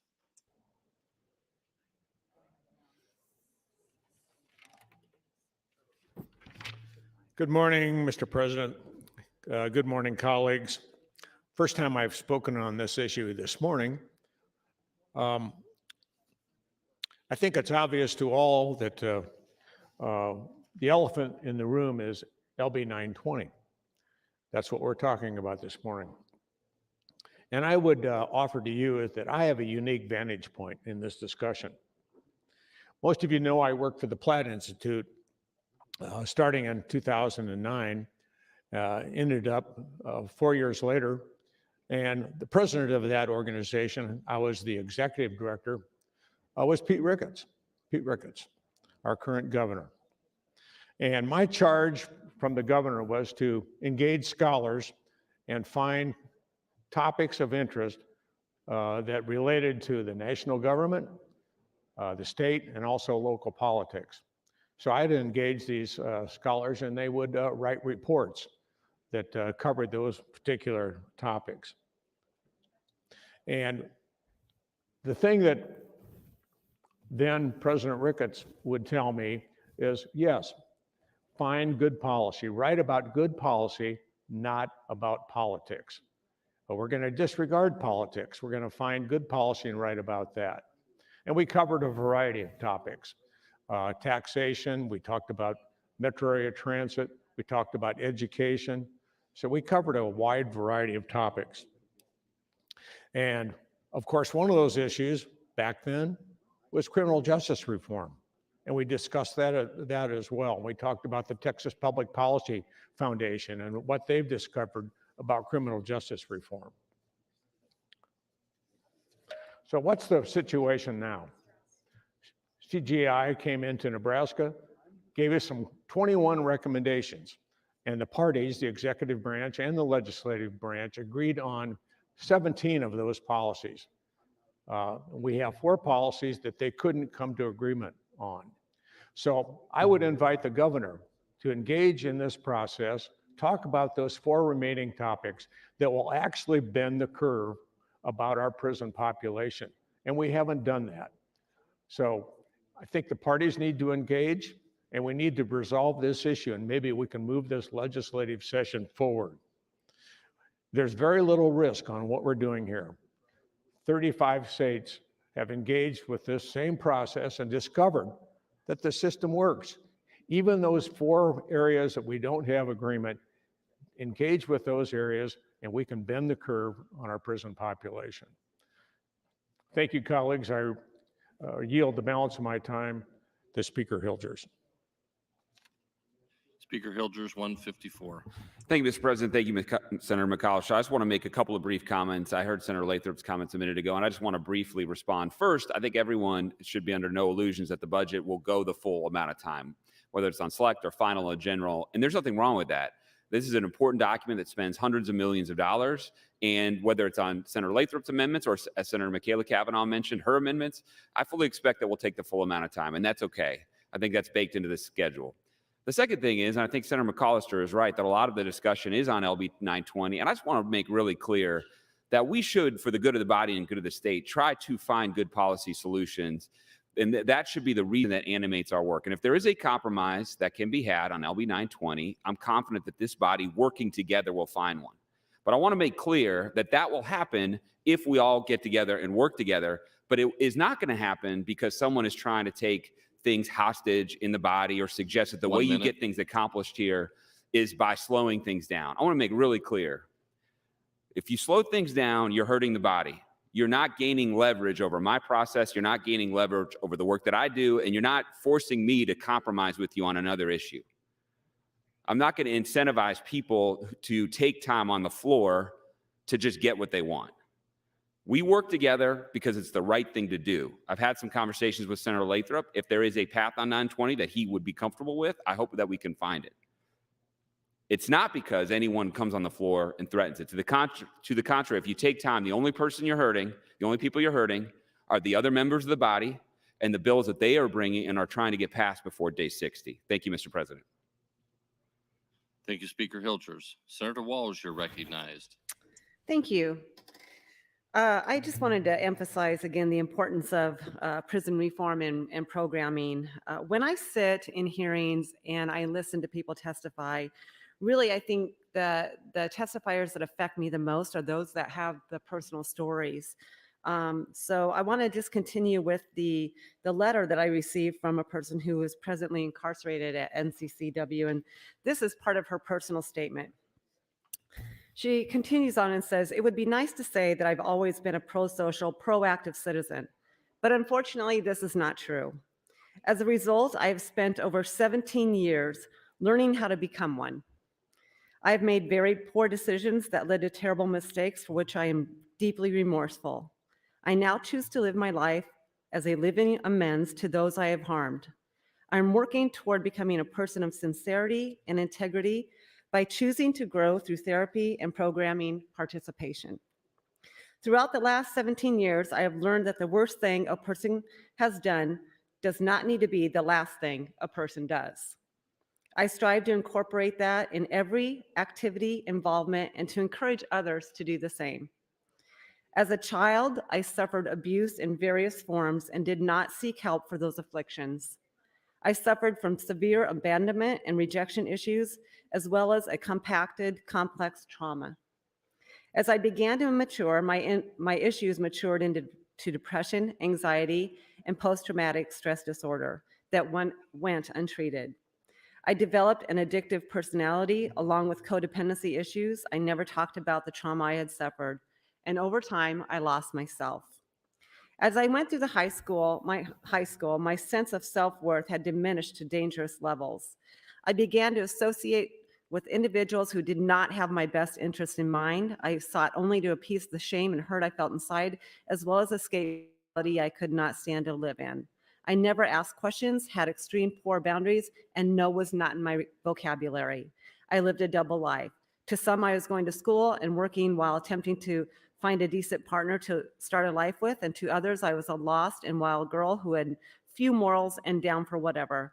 I graduated high school and graduated to full-blown alcoholism by 2003.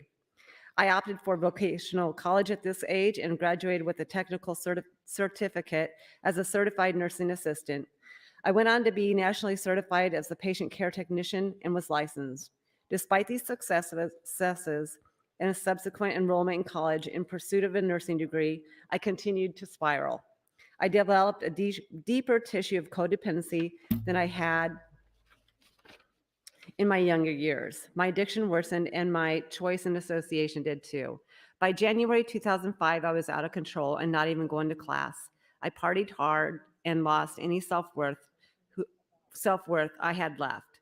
During the destruction of my high school years and early college years, I made terrible decisions that would hurt my friends and family deeply. I became a master manipulator. Within a month, I was arrested along with 2 other individuals for a string of robberies that resulted in 2 homicides and an attempted homicide. I had done irreparable damage. I had selfishly placed myself in a situation with people that were not trusted. I had failed to stand up for what was right. I'd failed to seek help. Instead, I took a man's life to protect my own. I was a coward and I had no one to blame but myself. It was at this point that I made a commitment to live my life as a living amends for the wrongs I'd committed. I pled guilty to second-degree murder and 2 counts of conspiracy to commit murder. I 1 was minute. convicted and sentenced to 30 to 70 years in prison. I cannot change my past. However, since my incarceration, I have seized every opportunity to grow and change as an individual. As a result, I have participated in and completed over 65 programs. These programs vary in subject matter from mental health programming and substance abuse treatment to programs regarding domestic abuse and self-betterment clubs. I have taken programs in positive approaches in communication and relationships and spiritual growth to victim impact offender accountability and employability skills. And I'm going to stop there and I'll push my button and I'll finish this up when I have another chance. Thank you, Mr. President. Thank you, Senator Walls. Senator Moorfeld, you're recognized. Thank you, Mr. President. Colleagues, I want to talk a little bit about what's happened in other states after JRI has been adopted. So I want to read from some of the statistics here. The Justice Reinvestment Initiative was launched by the Bureau of Justice Assistance to combat the nation's incarceration crisis. Since its inception in 2010, JRI has yielded sensible legislative reforms across the country designed to safely reduce the size of the prison population while protecting public safety.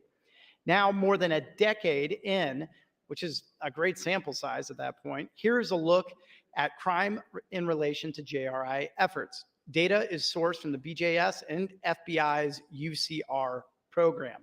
So, Mississippi, 2014. Since JRI was enacted in 2014, Mississippi's crime rate has decreased by 17%, while its arrest rate remained steady, although imprisonment rates increased by 6%. So crime has decreased in Mississippi since JRI. Utah, 2015. Since JRI was enacted in 2015, Utah's crime rate has decreased by 26%, while its arrest rate has decreased by 19%, and imprisonment rates have declined by 4%. A pretty clear decrease in crime and good positive outcomes. The passage and implementation of data-driven policies through JRI has not caused an increase in the trajectory of crime rate in the states that have gone through this process and adopted new policy as a result. In fact, in 5 of the 8 states analyzed, violent crime declined after JRI. In addition, in Georgia, slight increases in violent crime were consistent with the national uptick in the years following JRI's passage. In the remaining 2 states, Oregon and South Dakota, violent crime rates were increasing prior to JRI and greatly outpacing the national average. However, after JRI, the state's trends shifted to align more closely with the national average. Notably, in spite of the trends, these 2 states remained at or below the national average in 2019. In the 5 years prior to JRI, the change in Oregon's violent crime rate was 10 percentage points higher than the national average, but in 5 years after the JRI, the change in Oregon's violent crime rate was only 8.5% points higher. In the 5 years prior to JRI, the change in South Dakota's violent crime rate was 32.5 percentage points higher than the national average, but in the 5 years after JRI, the change in South Dakota's crime rate was 26 points higher than the national average. So you saw overall decreases in those. Colleagues, I just want to point all of that out, and we've got some other states that I'll go through in a minute, because the data doesn't lie, and the data is from reputable sources such as the FBI and some other federal sources. And the data clearly shows that adopting these types of policies that are in LB 920 actually decrease crime rates, make our communities safer, and inject more funds and have policies that are more friendly towards ensuring that people get the help that they need, that they reduce their recidivism rates because they have those supports and all of the mental health needs taken care of, that then keep our communities safe. And so these are data-driven results. The data does not lie. We need to look at a different approach in our state when it comes to criminal justice. We need to look at one that, yes, emphasizes accountability, but also public safety, and also ensuring that people who need help get that help so that more people are not victimized, and we have less victims, which also leads to less people committing crimes down the road as well. Because we also know that people that are victimized 1 minute. oftentimes face their own mental health crises that can sometimes lead to crime as well. And so we need to take a more holistic approach. And when I get on the mic, I'm going to talk about the success in some of the other states. And I also want to talk about some personal experiences with family members that have experienced addiction and other issues. Issues that, quite frankly, are a public safety concern, but not a public safety concern that will be solved by sending people to prison. Thank you. Thank you, Senator Morfeld. Senator DeBoer, you are recognized. Thank you, Mr. President. I want to talk for a second about something different. I wanted to say thank you to the Appropriations Committee because there really are these much needed provider rate increases that are given to many providers in this budget. I will, however, note that hospitals were not included in the Medicaid reimbursement rate increases. So I wanted to support the provider rates that are included in this budget that we're working on right now, but also flag for my colleagues that in the future, we're really going to have to look at giving consideration to increasing Medicaid provider rates for hospitals throughout the state. Hospitals and their employees have been on the front lines of the pandemic, and the hospitals are not immune from the same wage pressures that everyone else have been experiencing. Along with many care providers, hospitals have experienced a 15.6% increase in labor expenses, and on top of the rising staff expenses, their overall expenses are also increasing. The reimbursement rates that hospitals receive from serving Medicaid patients are less than the costs that the hospitals incur to provide care for these patients. I don't think everyone realizes that. So the reimbursement rate that they get for caring for Medicaid patients is actually less than the cost that they incur to provide care for these patients. So Nebraska hospitals experience negative margins of 17% for Medicaid with disproportionate share hospital payment, which is called the DISH payment, or 27% without the DISH payments. So 17% cases, 27% in other cases. So it's kind of concerning when you consider that 53% of Nebraska's critical access hospitals are facing financial stress. For example, Mercy One Hospital in Oakland closed last June because of financial reasons. So without increases in Medicaid reimbursement rates, hospitals will have to make difficult financial decisions affecting services and impacting access to care throughout our state. And I think that, colleagues, is a situation that we should do everything we can to prevent in Nebraska. So this budget is the second of the 2-year 2% provider rate increases put in place last session. But I would encourage us as a body to consider needed increases for hospitals as we move forward, because this is one of those things where as we get out into the rural parts of the states, it's increasingly difficult to keep hospitals open. And that's something that will, I mean, if you don't have access to medical care in some parts of the state, it's going to be a further, I don't know, impetus to move into the more populated parts of the states. And I think we see the inefficiencies that happen from that. So one of the things that we can do to slow that down is to increase the provider rates for those hospitals.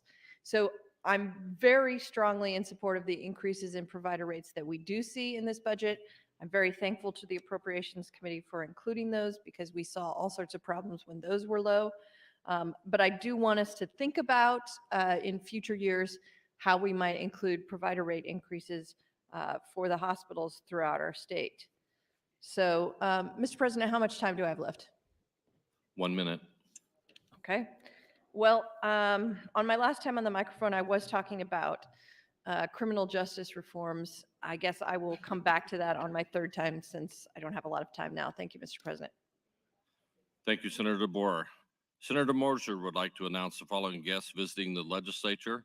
We have 12 fourth grade students from Emmanuel Lutheran School in Columbus. They are seated in the north balcony. If you would please rise to be recognized by your Nebraska legislature.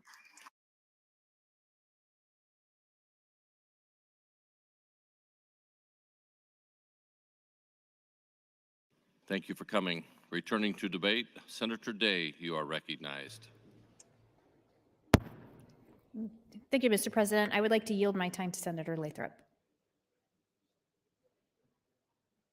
Senator Lathrop, 450. Thank you, Mr. President. I appreciate that. And Senator Day, thank you for the time. I would like to, I intended to stand up here and continue through sort of the state of the state, but I want to make sure that we don't leave a misimpression with the speaker's comments. I know the difference between a threat and a course of action. I've been doing trial work for over 40 years, and I don't make threats, and I'm not threatening in this circumstance. This is not a threat, and I haven't threatened or stood up here and said, by God, I'm going to get this, do that. What I am is on a course of action that I think is now necessary given the way this place functions. You've heard me talk about the old days. Is this a violation of the norms?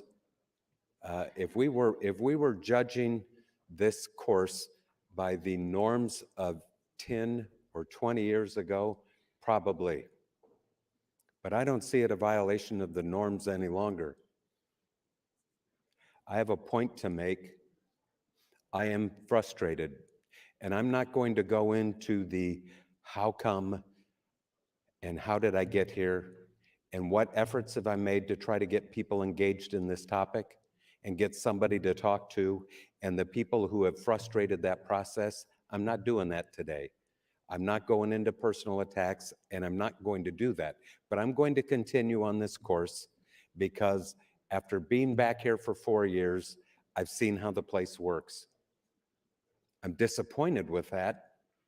I should be able to talk to my colleagues about a significant problem facing the state and a solution that many of us have spent a great deal of time coming up with, and the merits of that.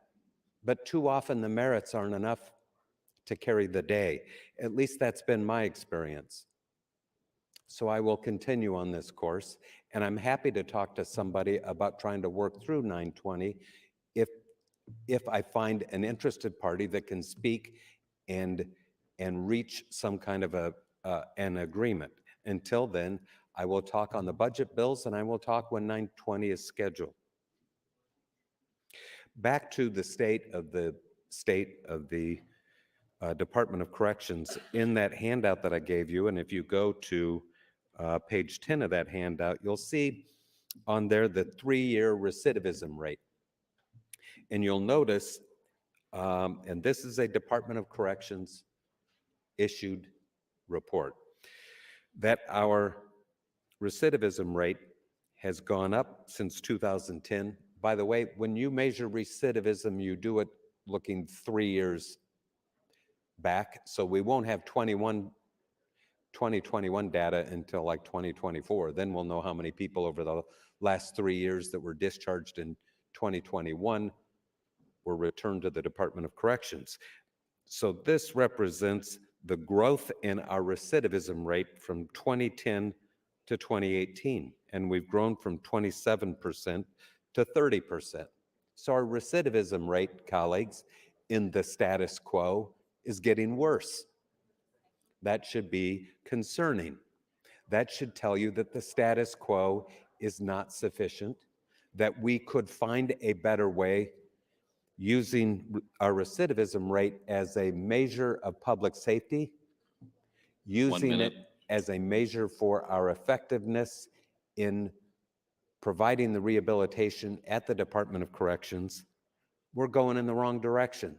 So we have fewer people incarcerated, people are staying longer, and our outcomes are getting worse.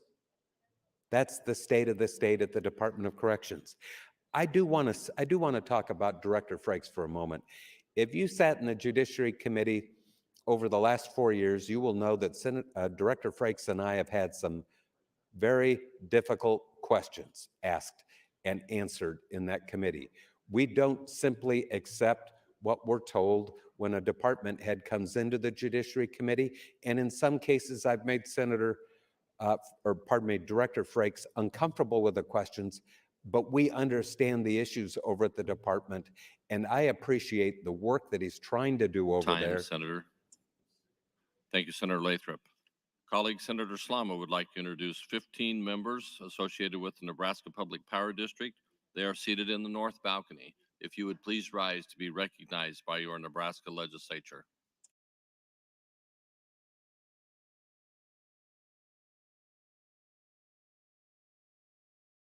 Thank you for coming. Returning to debate, Senator Blood, you are recognized. Thank you, Mr. President. Fellow senators, friends, all, I support Senator Lathrop's efforts and the underlying LB 1011. And I am just going to say, before I yield my time to Senator Lathrop, that this is a problem that has been festering yet again here in Nebraska for decades. When I worked there several decades ago, there was overcrowding. There was an issue with the recidivism rate. There was an issue with helping our inmates move forward to become better citizens so we could get them back out into the streets. And I think it's depressing and sad that we've wasted taxpayer dollars to not make it better. A little bit better, but we are nowhere where we should be after decades of this issue. With that, I would yield any time I have left to Senator Lathrop. Senator Lathrop, 4 minutes, 5 seconds. Thank you, and thank you, Senator Blood. I appreciate the time. I was just a moment ago talking about Director Frakes. We've had sort of a difficult relationship over in Judiciary Committee. When he comes in to testify in support or in opposition to different bills that are there, we usually get off the topic and ask questions that seem to be timely at the moment. Maybe it's staffing issues, maybe it's recidivism, it's certainly about overcrowding, programming and the like. That committee has been very thoughtful and I think now informed. And I appreciate that Director Frakes has no control over how many people come in or how long they stay. He's had very little to say about what the wage rate will be for his staff. I think he's tried diligently to keep COVID out of the place and to retain staff as well as he could. I also appreciate that ultimately he prevailed and that we have increased the rate of pay for our security staff who I will tell you, we had a hearing back in September, incredible men and women dedicated to the call. They go into that place and they're working mandatory overtime. Most people would leave that position. A lot of people did. And those that remained are very, very dedicated people working in a difficult circumstance and in many cases working with very difficult people. So I appreciate the staff at the department. And for the most part, I appreciate what Director Frakes has tried to do given the limitations and the fact that he can't control how many people come in there and how many people or how long they stay or the circumstances of their discharge. What we're trying to do today is to right the ship, to establish a long-term course for criminal justice and for the department before we haul off and try to build 1,500 beds and call it mission accomplished. That's what we're here to talk about today. Back to the state of the Department of Corrections. If you look on page 12 of the handout, I want to talk about how people leave the department for a moment and what the data shows. In that chart on page 12 of the handout, you will see it covers the discharge of individuals leaving the department in October, November, and December of 2021. That's the last report we have. In October of 2021, 72 individuals were released on parole, but 22 people jammed out. In November, 78 people were released on parole, 30 people jammed out. And in December, 65 people were released on parole and 33 jammed out. And what you see 1 minute. when you look at that data, step back and look at that data, is about a third of the people are leaving by jamming out. That is a failure of our system. They have not been properly incentivized to be in the column of those released to parole. Now, I will acknowledge some of them, it doesn't matter what you do, they're not going to parole. Perhaps they simply won't buy into the programming, but the vast majority of them, it is a function of not having a sentence structure that will incentivize a path to parole. And I'm at the risk of repeating myself, we don't want people to jam out. Those 30 people a month that are jamming out are accountable to no one. We don't know where they're going to live, what they're going to do, and what activities they're going to engage in, and they're Time, Senator. accountable to no one. Thank you. Thank you, Senator Lathrop. Senator Matt Hansen, you're recognized, and this is your third opportunity. All right. Thank you, Mr. President. Good morning again, colleagues. I appreciate that I get the opportunity to speak right for Senator Lathrop, because I think the issue related to jam outs is similar to what I've been talking about or trying to talk about during my first 2 times in the morning. And that's a little bit of just the overlapping layers of all these different systems that are connected to each other and feed into each other just within kind of the state and county level bureaucracy. And you see, I was talking about earlier about, pretrial detainees sitting in county jail simply because they're waiting for a spot at the regional center or they're waiting for a day in court. There's nothing that we don't necessarily need them to be waiting. We need them to get their day in court or get their bed at the regional center. But instead, because of capacity issues and the wait times on both sides, they have to be sitting in the county jail because they can't afford bail. They didn't qualify for some sort of other pretrial release like supervision or, drug and alcohol monitoring. We see that on the other side too with people who are jamming out in the sense that they either can't or don't or won't or whatever the system is qualify for any sort of post-release supervision to help, facilitate them back into the community. Sometimes throughout this time on my tenure, we've heard about, we simply didn't have time for people to take drug and alcohol classes because we didn't physically have enough classroom space or some of those things or enough teachers. And so it was on no fault of the individual who was wanting to or potentially needed to take some of this counseling in order to have them qualify. And I bring all this up to say that there's so many things in here that is, a byproduct of kind of essentially bureaucracy, wait times, and other things that are catching people in some pretty lengthy waits for pretty much no benefit. It's not necessarily, we're not rehabilitating them. We're not even directly punishing them other than just incarcerating them. Sometimes we're incarcerating them without necessarily having convicted them or sentenced them to that, which is a problem in its own right. And so on and so on and so on. And so you have all of these layers going on where there are individuals, in the county jail waiting for a bed at the regional center. There are individuals who are in the county jail who are there for, awaiting trial. There are individuals, at D&E who are waiting for an actual bed at one of the other, state-run correctional facilities. There are people, all sorts of things. We even had a situation that I tried to improve where, we had people waiting to get into the regional center and we had people waiting to get out of the regional center, and they were waiting both directions. And so that just only increased the backlog. We tried to increase some more supervision and, not supervision, but more review, and made it more made it easier to get in front of a judge quicker to have some of those cases move.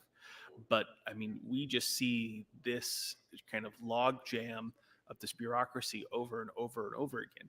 And it's one thing to look at and say, okay, there's a wait time. Okay, there's some things, we maybe don't have full capacity. We don't want to, spend too much on the regional center. We don't want to spend too much, or we don't want to give too many people pretrial release. We have some reservations in that. And that's worth noting. But again, this is individuals who then get caught up in the system and kind of, maybe more so than their own ultimate sentence. This is something we've seen where people will spend weeks and weeks and months or a year bouncing around between county jail, regional center, back and forth, and ultimately they get sentenced to like a $500 fine or a week in jail, and they get credit for their 9 months of time served or something. 1 kind of minute. absurd like that. We've made some improvements in the last few years to really cut that down and make sure that that's not happening, that people aren't, because of just pure bureaucracy, waiting longer than their ultimate conviction. But that's the type of things that we have to look at all systems. And again, I'm talking largely at the non-state run correctional institutions for the most part. I'm talking about, the intersection of the county jails and the regional centers and courts. And so we see that issue down there. We see all these issues at the state level, and there is so much we can do and continue to improve to just, even at nothing else, just make this more efficient, and that we are not spending time kind of warehousing people for just like lack of clear procedure, not necessarily because it's their actual conviction or their actual punishment. Thank you, Mr. President. Thank you, Senator Hansen. Senator Friesen, you're recognized. Thank you, Mr. President. Been anxiously awaiting my opportunity at the mic. I want to talk about the budget. I just want to, talk about things in general, and I think the public, some people like watching this place and seeing what we do, and they're interested in how our money is being spent. So I want to talk a little bit about TIOSA, which is the state aid to schools. We're funding that at roughly, in the year 23-24, it'll be $1.084 billion. And there's 165 schools who really don't get hardly any of that. It all goes to about 80 some schools. And it's a major component of our budget. And so how it's decided is it's your needs of your school. It's a complicated formula, and a lot of people say they don't understand it. But you don't really have to understand it, but you just have to see how it works. And it takes your needs of your school district minus the resources you have, and then that's what determines whether or not you get state aid. So an example out in rural Nebraska, the unequalized schools, is their needs are determined by comparing them to school districts of comparable size, 10 above, 10 below. They come up with a number that's called the needs part of the formula. That's maybe a little more complicated than that, but then they take the resources, which is your ability to raise taxes. And so you have a valuation that the county assessor puts on all real property and personal property in the state. And your valuation then determines your resources and your levy. We have a cap on that. So the most you can charge is $1.05. So if you take $1.05 times your valuation, that is your ability to raise taxes. And then it gets, there's caps that we put in place. But basically it says that if you have resources that exceeds your needs, then you don't get any state aid. And so in rural Nebraska, when ag land in the 2010 to 2014 area, when ag land values almost tripled and quadrupled, our valuations went up, and our taxes, in some cases, the taxes, not the valuation, the taxes we paid tripled. And so the state aid would say that we had the resources to tax out there, and so they did. And ag land, is taxed at 75% of its real value. Our homes, residential and commercial buildings, all of that property that we have is taxed at 100%, just like everything else, like a residential home in the urban areas.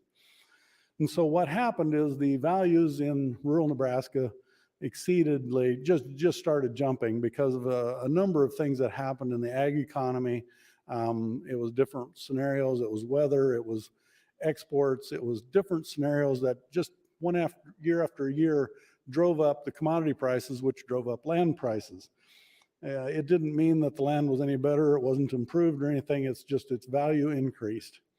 And at the same time, and during that time period, in most areas of the state, residential housing was extremely flat. It didn't go up really at all. It was having a percent or two increases. In a lot of rural communities, the housing values actually dropped. And so, as you know, that school budgets always increase. Their costs increase. Back in the day, their health insurance costs went up terribly much. I mean, it was, I don't know what percent it increased, but they had huge budget increases just because of health insurance. And we are never going to see property taxes that don't go up because minute. our costs go up. And so all of that increase in education's costs, whether you can argue that they were needed or not is beside the point. Those were shifted onto ag producers. And so my goal has always been to talk about the TIOSA formula and get it so that each school gets at least some state aid. So the state at least can say that they are responsible to some extent for all children's education in this state, not just some of them. So as I get back on the mic, I'm going to talk a little bit further about how this process has worked, and we're going to get into TIF financing and a lot of those other things that do affect the valuations that are able to be taxed and given to schools. Thank you, Mr. President.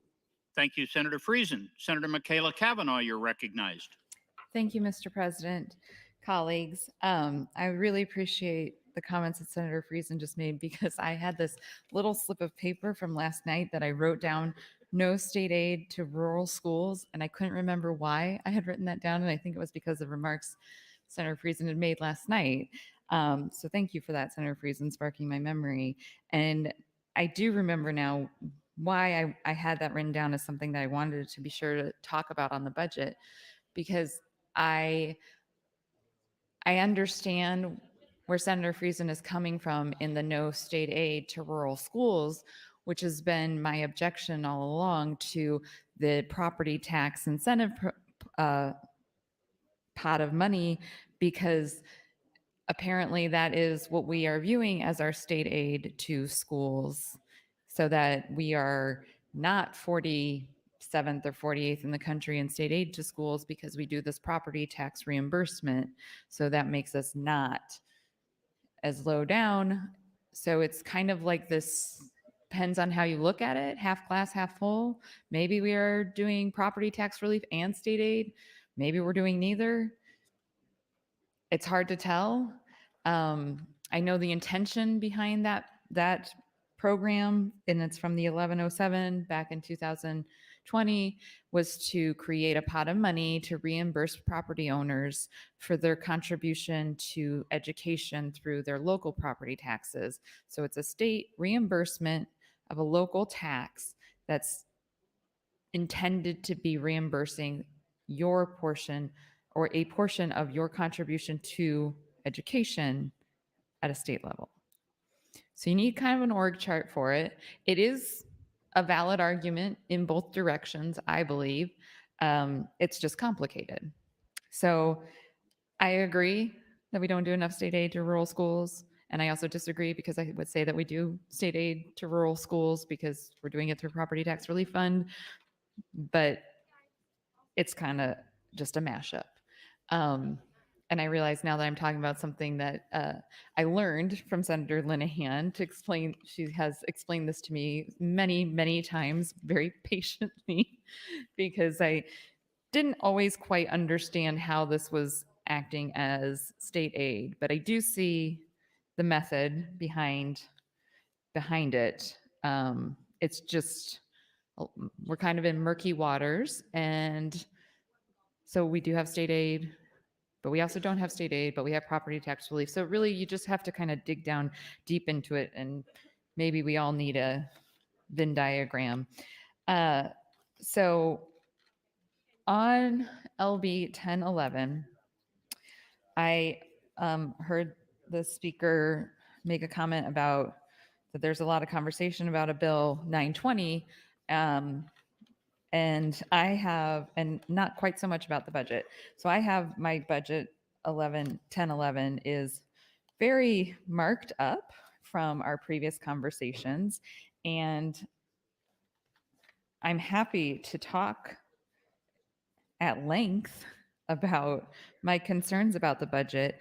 I feel like I had already expressed them, and I didn't feel like it was that maybe I should be beating up on the Appropriations Committee and the Fiscal Office, which is of course not my intention at all, because they've all worked very hard. But I do have issues with the budget. On page 23. 1 minute. Thank you. There's the, wait, is it 23? Sorry, it's on page 24. At the top, lines 3 through 7 is about the trails. And then I think it's the whole page. There's a lot of money going into water recreation enhancement and then the canal. I had questions previously about the NU Ag program, but I believe those were answered during the last round of debate. The crime lab, now that's something that I probably on my next turn will talk about because I do have some questions about what we're doing with the crime lab, especially as it pertains to testing of sexual assault kits and capacity and how this investment is going to impact that and what that actually is going to look like. So I have plenty to say, more than 4 hours worth to say about the budget. I already said a lot of it. Time, Senator. Thank you. Thank you, Senator Kavanaugh. Senator McCollister, you're recognized. Thank you, Mr. President, colleagues.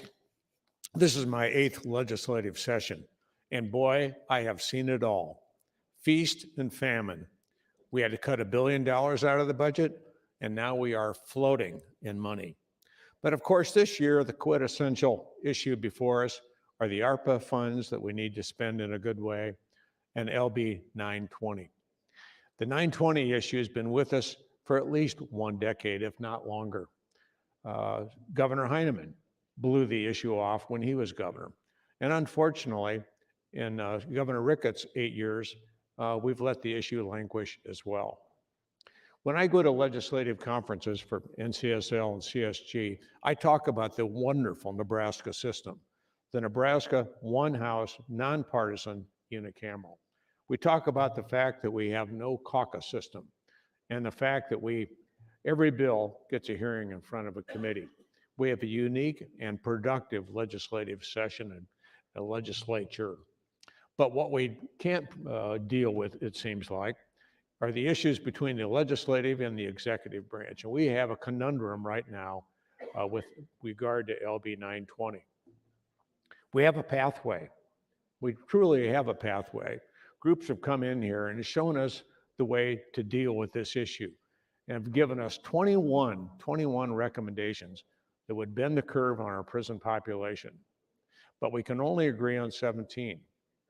But I appeal to the governor and to the legislature to get together and deal with this problem. Finally, we can't continue to kick the can down the road. A legislature needs to deal with this. And I know Pete Ricketts. As I told you earlier, I worked for him for 4 years, and I found Pete Ricketts to be an intelligent, good employer, read a balance sheet better than anybody else I've ever seen, honorable, and keeps his word. And when I worked with him, we would deal with issues and problems, and we need to do that now. We need to appeal to our better angels and move this issue forward and put it on the front burner and come to a conclusion. We can't continue to push this issue onto other legislatures that aren't as well prepared to deal with it as we are now. So I appeal to those involved with this issue. Let's come together and deal with it in some kind of positive way. Thank you, Mr. President. Thank you, Senator McCollister. Senator Walls, you're recognized, and this is your 3rd opportunity. Thank you, Mr. President. Senator McCollister, you are right. There is a pathway. When I look again at the Nebraska Criminal Justice Reinvestment Working Group, I look at all of the experts that were included in, putting together this report and coming up with a number of options that they did. The Office of the Governor, the Nebraska Department of Correctional Services, law enforcement roundtables, victim survivor roundtables, directly impacted persons and reentry service providers, Omaha Police Department, problem-solving courts. There is a pathway. You are absolutely right, Senator McCollister. I just want to continue on with the personal statement from the person who was incarcerated in the, let's see, Nebraska Women's, I can't remember what it's called, Correctional Center. just to continue on, I have taken correspondence courses, college courses, and have even graduated from a career institute with a paralegal certificate. I have volunteered in different areas through self-betterment clubs and organizations and served our community in prison and community outside the prison. I am now known as a dependable woman of integrity. I am responsible and punctual. I am a leader in my community and strive to encourage others to seek positive change in their lives. I am trusted to facilitate events alongside other inmates and staff. I now realize that those who you associate with become your future. Therefore, I am purposeful in my approach to relationships with the world around me. I use this realization to be the person who others can associate with, and I know what it means and feels like to be productive, proactive, and a pro-social person with bounds of healthy relationships. I am not perfect, but continue on a progressive path that serves my community. For the first time in my life, I am confident in the direction my life is heading. I am a principle-centered woman who balances evaluated experiences with healthy reasoning to make decisions that are value-based. Depression, anxiety, and trauma do not rule my decisions. Addiction is a reality in my life, but it is not the only reality. I have a new reality that is filled with hope. I have been able to work through my addiction and codependency issues to discover a life that is full of hope and possibilities. I am centered and focused on what benefits I can bring to the table at any organization. I am adaptable, teachable, and understanding. I look forward to opportunities where I can help others and change the world for better. It may sound like a tall order, but I believe that changing the world starts with changing oneself. Changing oneself leads to changing those in close proximity. If you change just one person for the better, the world is already a better place. I will be an amazing asset to any organization because I have firsthand account and experience of reform, both personal and within the prison system. People are redeemable, restorable, and worthy of an opportunity. I am the proof of that. I hope to have the opportunity to assist in the efforts for social and justice reform through your organization. If given the opportunity, I will bring not only my personal experience, but over 7 years experience in legal research and issues with various areas of law and regarding the prison system to prison advocacy teams. I will do so with consciousness and victim empathy.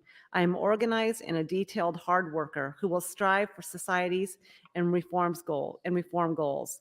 I will give my 1 minute. remaining life to fulfill those endeavors with honor and respect for those who I have harmed.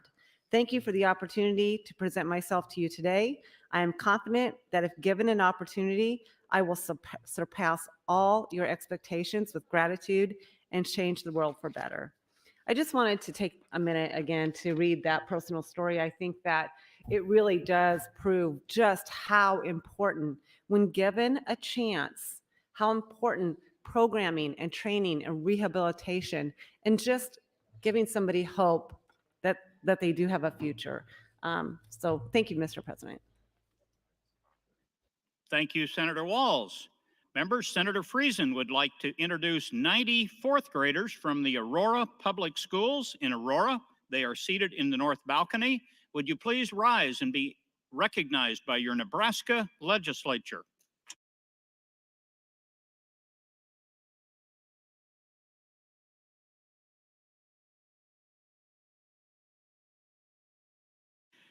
Returning to debate, Senator Pansing Brooks, you're recognized. Thank you, Mr. President.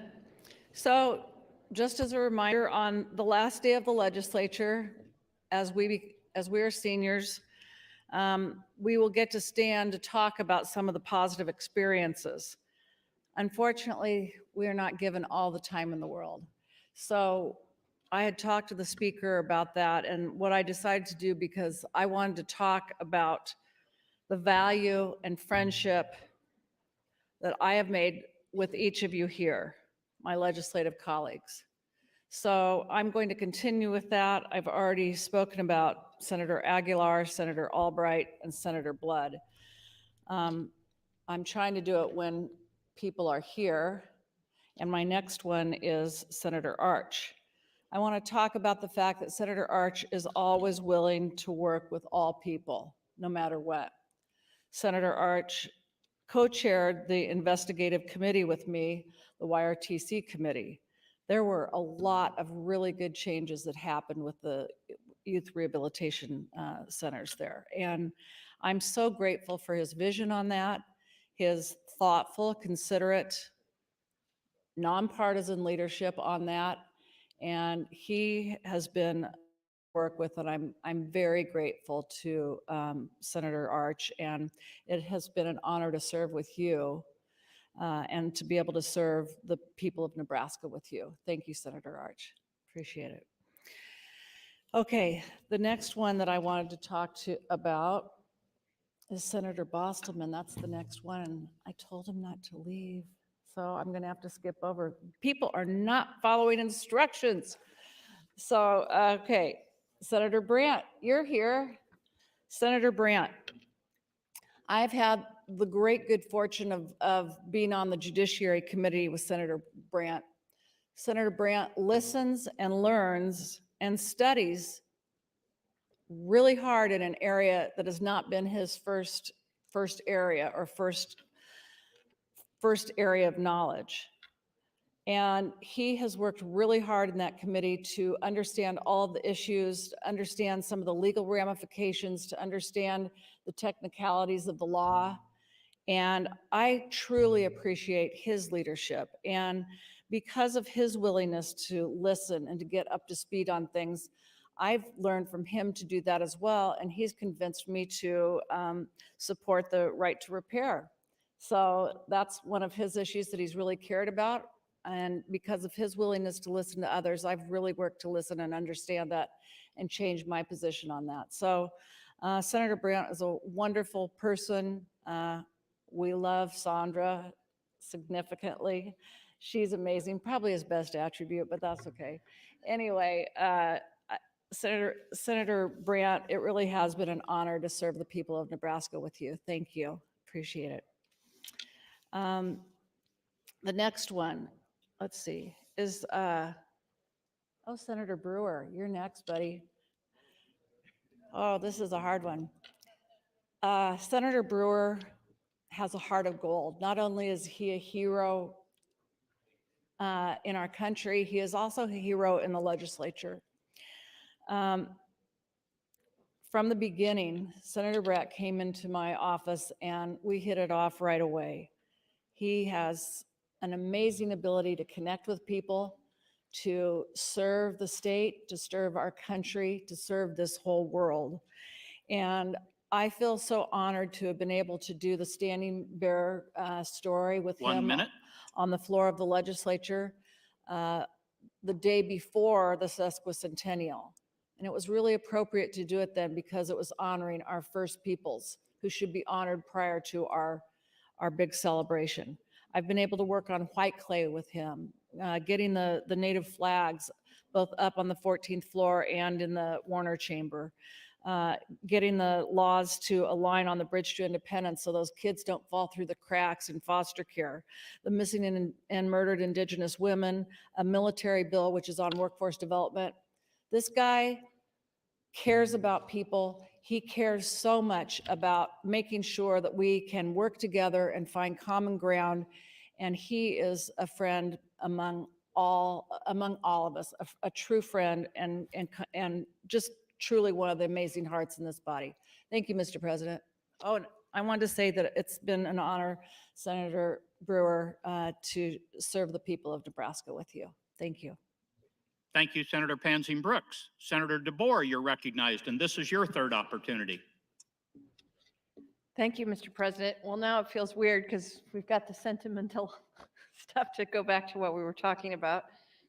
Maybe I should start that. That seems like that might be kind of fun.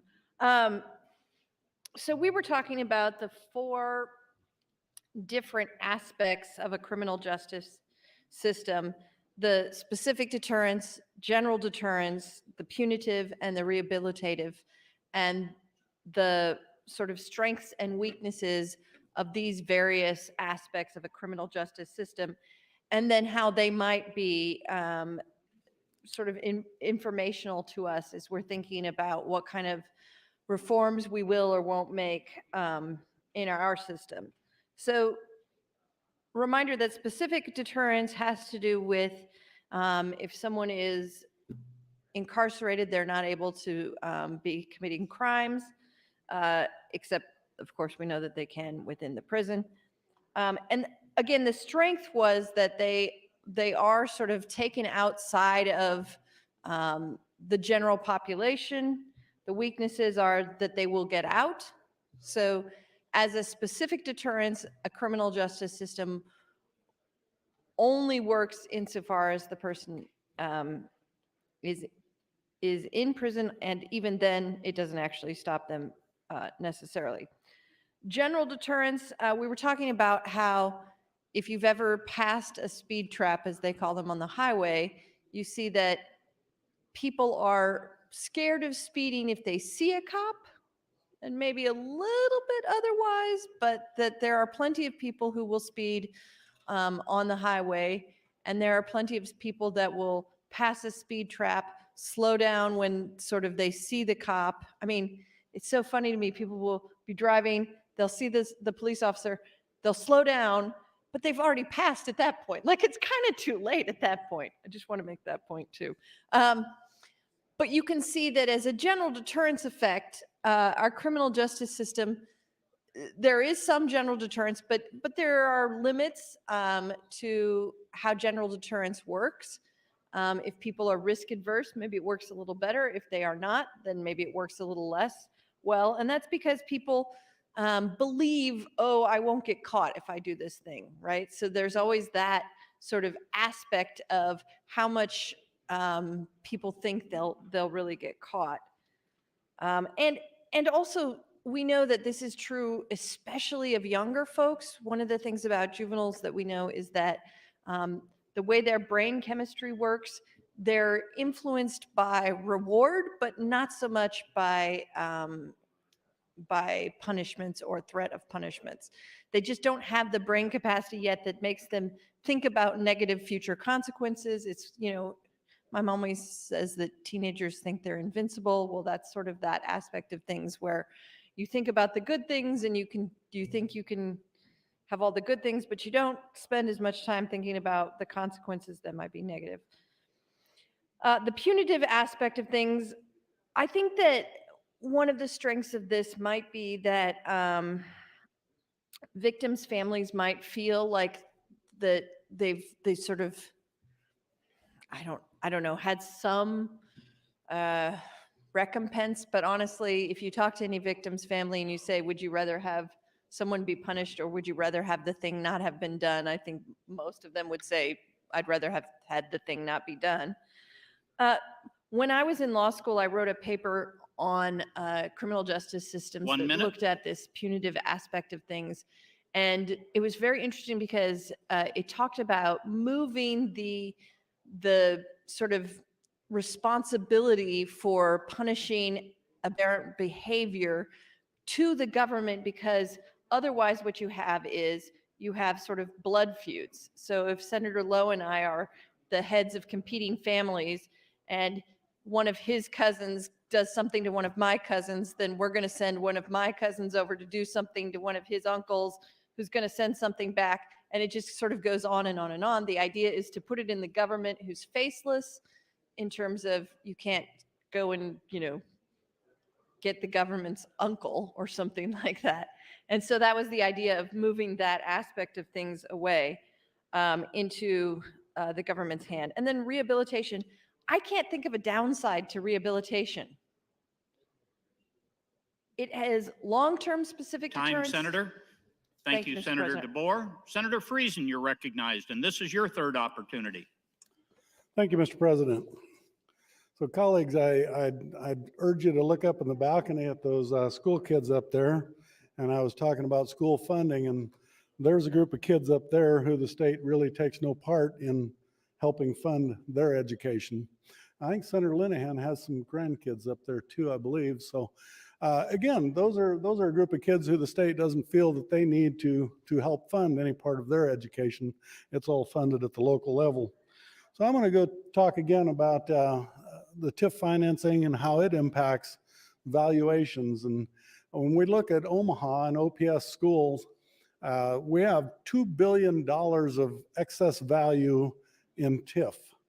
And so that means that $2 billion doesn't count as a resource when OPS has to calculate their needs minus their resources.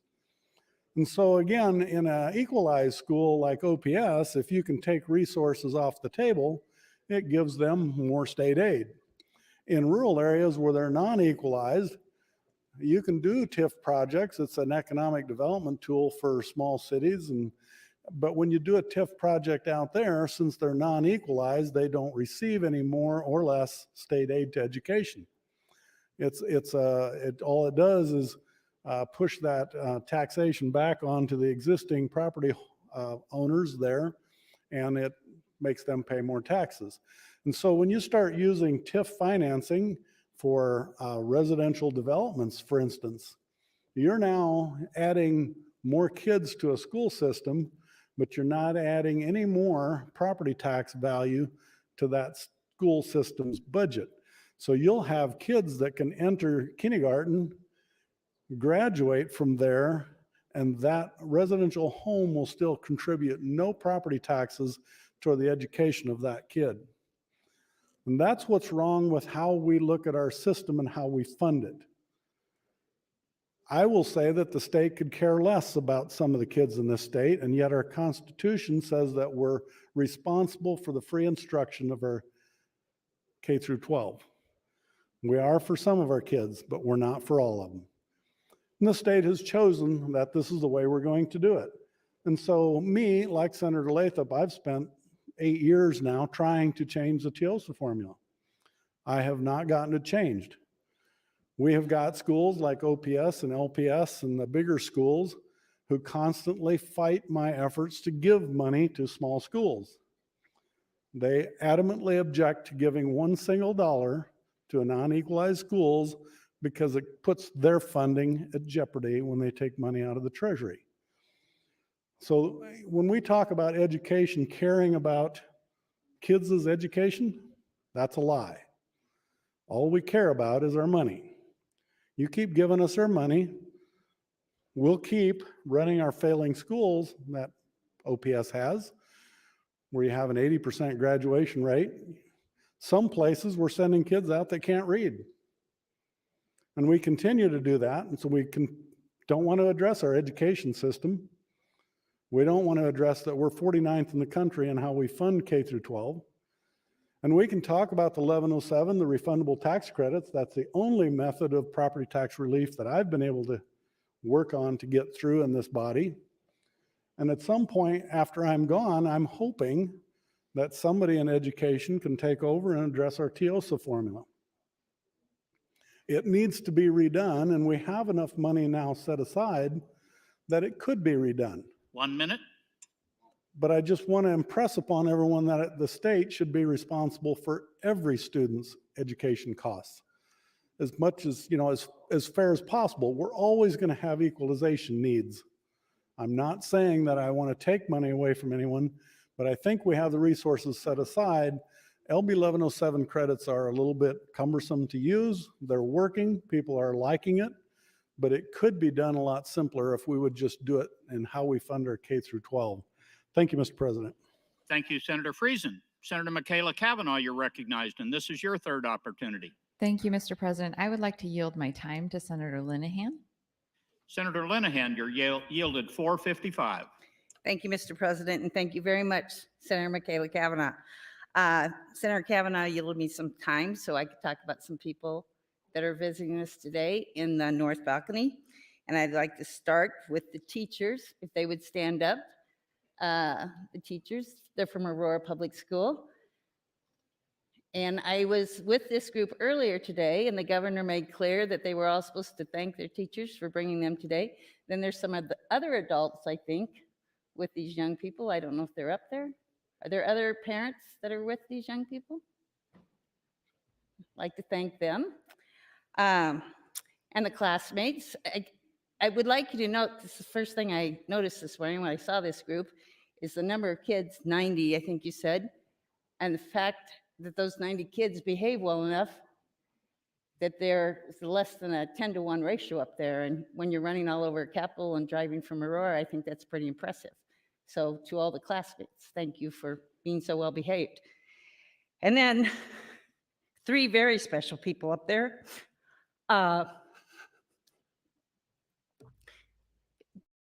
Linehan, if they'd stand up, are my grandsons.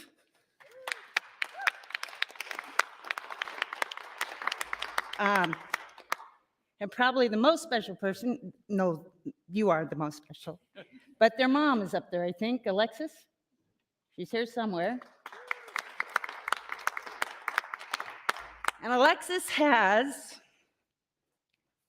she's married to my son, Patrick, who is deployed right now at the border in Texas. He's in the Nebraska National Guard. Before that, he was in the Marines.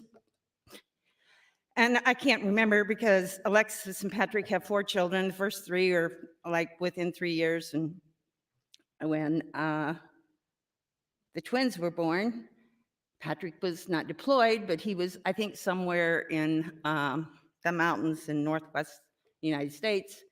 And he had been promised that you can go because even though you have a baby, we fly the Ospreys. So don't worry, we can get you home. Well, what they didn't plan on, there was forest fires, so they couldn't get him home. So he had to get commercial all the way, but he got there in time to see his grandsons born. And they have a big sister, Annie, who's 11, and they have a little brother, Lucas. And I want to thank the twins and their mom for doing such a great job of taking care of each other when their dad's away. Thank you.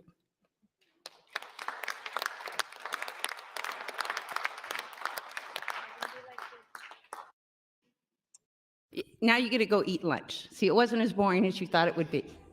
I yield my time back to the president. Thank you, Senator Linehan. Mr. Clerk for items. Thank you, Mr. President. Your Committee on Education reports Legislative Resolution 335 to the full legislature for further consideration. Amendments to be printed, Senator Matt Hansen, 2919. Senator Day to 852. Senator Friesen to 1014.